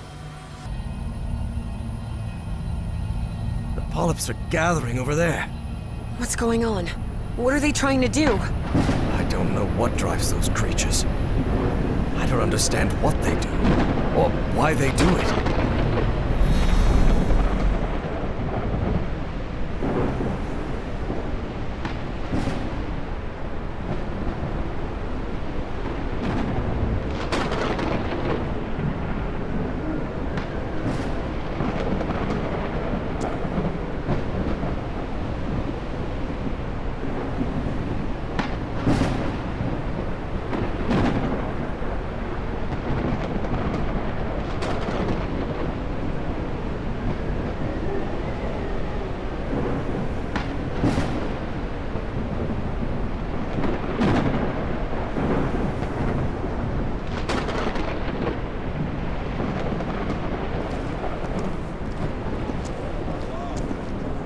Professor, do you hear some kind of chanting? Yes, and I believe I recognize the one chanting. I don't like this.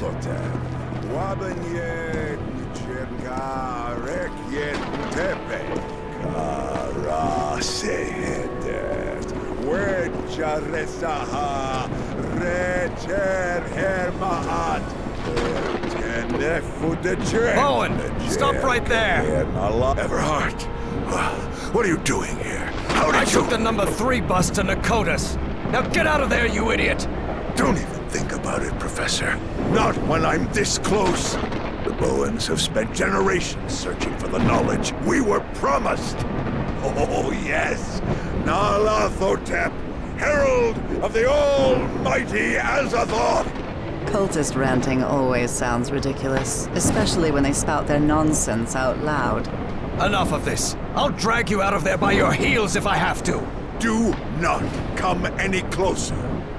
I'm warning you. Of course, things change when cultists are armed. Listen to me, Bowen. I know the great race of Yith. They've spoken to me, and you know it. Look around you. Those black polyps wiped out your entire cult. And you're next. You have nothing to gain, do you hear me? I've convinced him, Evie thought. I actually convinced that stubborn old fool. I can't believe it. You think you're gonna stop me with your empty talk, girl? I don't have time for your foolishness. The Black Pharaoh awaits. Ugh, figures, Evie thought. And when Bowen powered up the mind-swapping device, she realized she'd have to do something, and fast. Professor, if he activates the mind-swapping device, we're finished! Harry was out of time. He had to make a decision.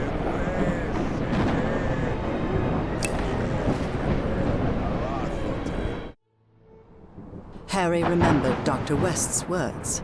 Evangeline has to sacrifice herself, Professor.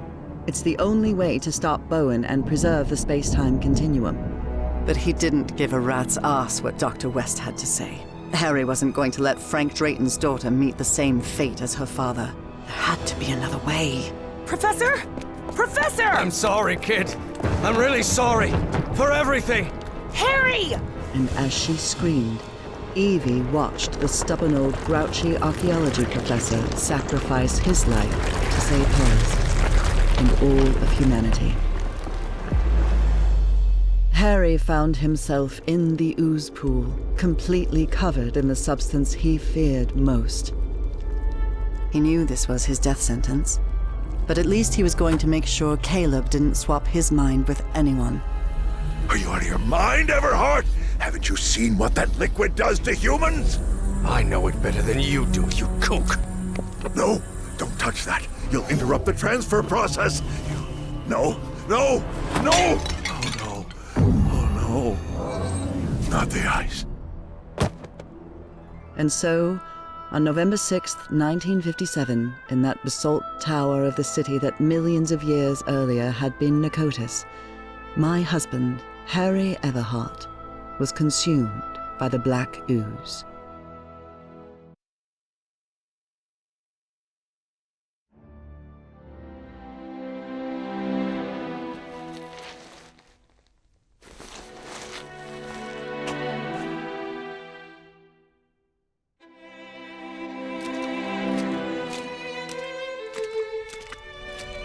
Upon waking in that infinite ocean of blackness, Harry thought that he had died. Well, I hope it was worth something at least, he thought. He was waiting to see the light at the end of the tunnel when a voice surprised him. One he recognized instantly. My voice. Harry? Nora? I'm so glad to see you, my dear old pal. Nora? Nora! Am I dreaming? No, you're not dreaming. Then I'm dead, right? No, you're not dead either. I don't understand, Nora. Everything is so confusing. Easy, Harry. We've got plenty of time. Ask whatever you need to ask. Where am I? Where are we? What is this place?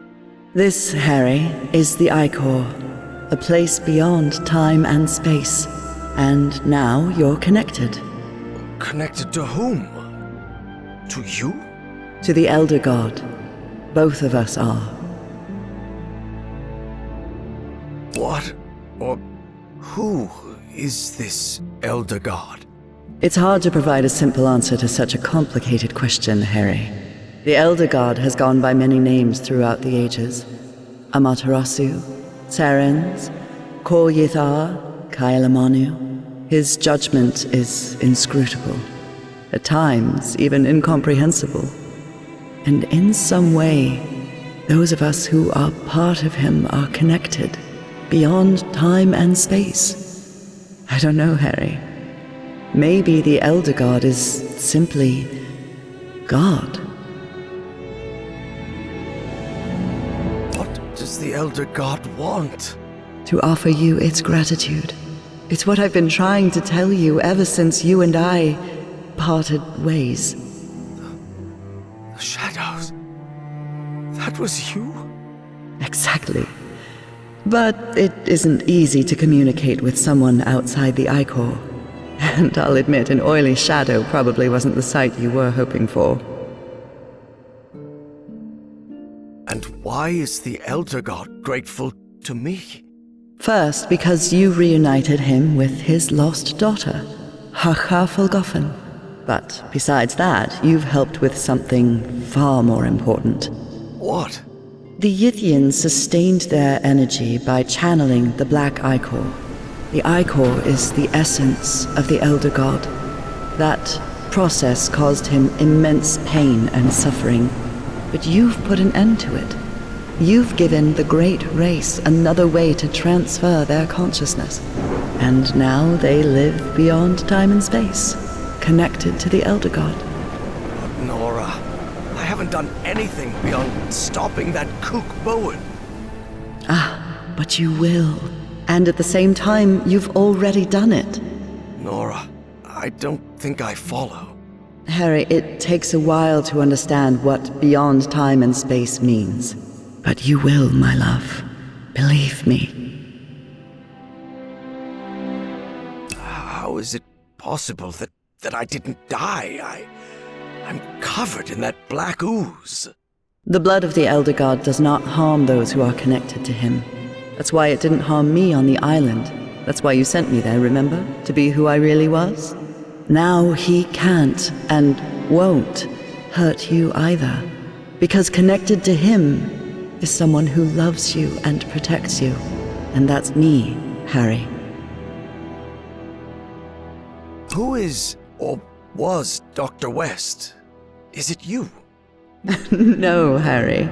I'm just a humble art teacher from Newburyport. Don't worry. Dr. West will be waiting for you when you wake up.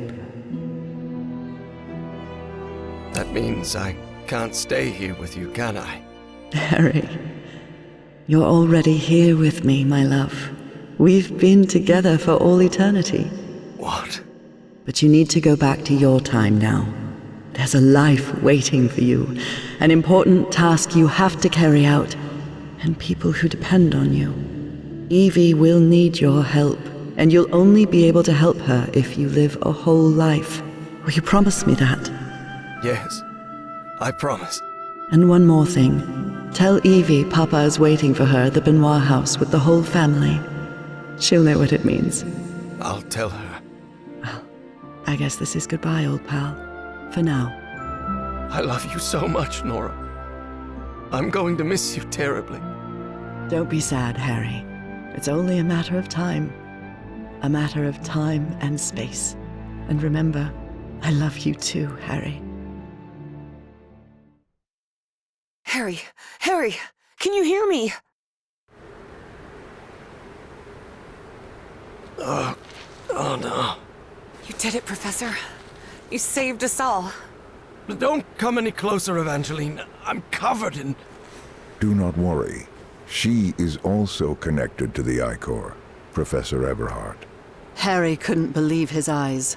That was Caleb Bowen in that ridiculous Egyptian costume. Somehow he had survived the consciousness transfer. Bowen? No. What is he doing here? No, Professor, it's not what it looks like. It's... My race is deeply grateful to you both. Harry understood at once who was now occupying Caleb Bowen's body. The loop is in the process of closure. That is optimal. But we must continue working. Process of closure? What are you talking about? Do not worry. What comes next will be far easier. We only need to follow the plan you and I laid out the first time you contacted me. Dr. West.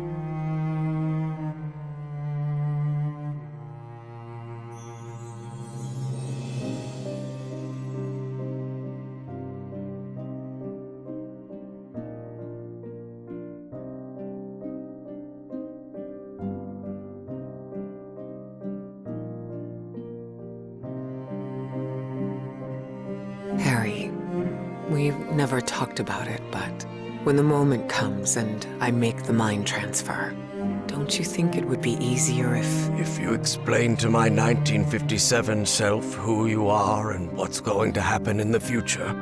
Yes. What if something goes wrong with the loop because of that change? Wouldn't it break the space-time continuum? Well, I'm not sure.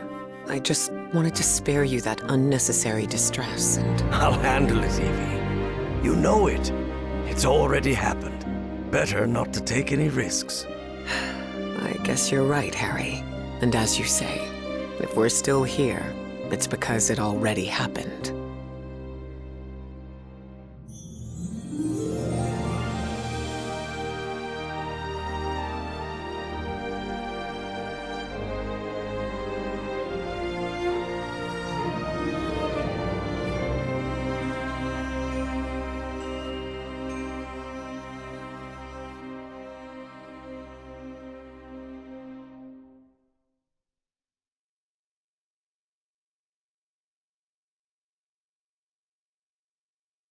Harry Everhart died at 12:30 on May 6, 1983. Days later, Dr. Evangeline West took his ashes to the Atlantic coast. Well, Harry, there we are. I just wanted to thank you for everything you did. You were a grumpy and stubborn old man, and honestly a very difficult person to deal with at times, but I'm no good at this.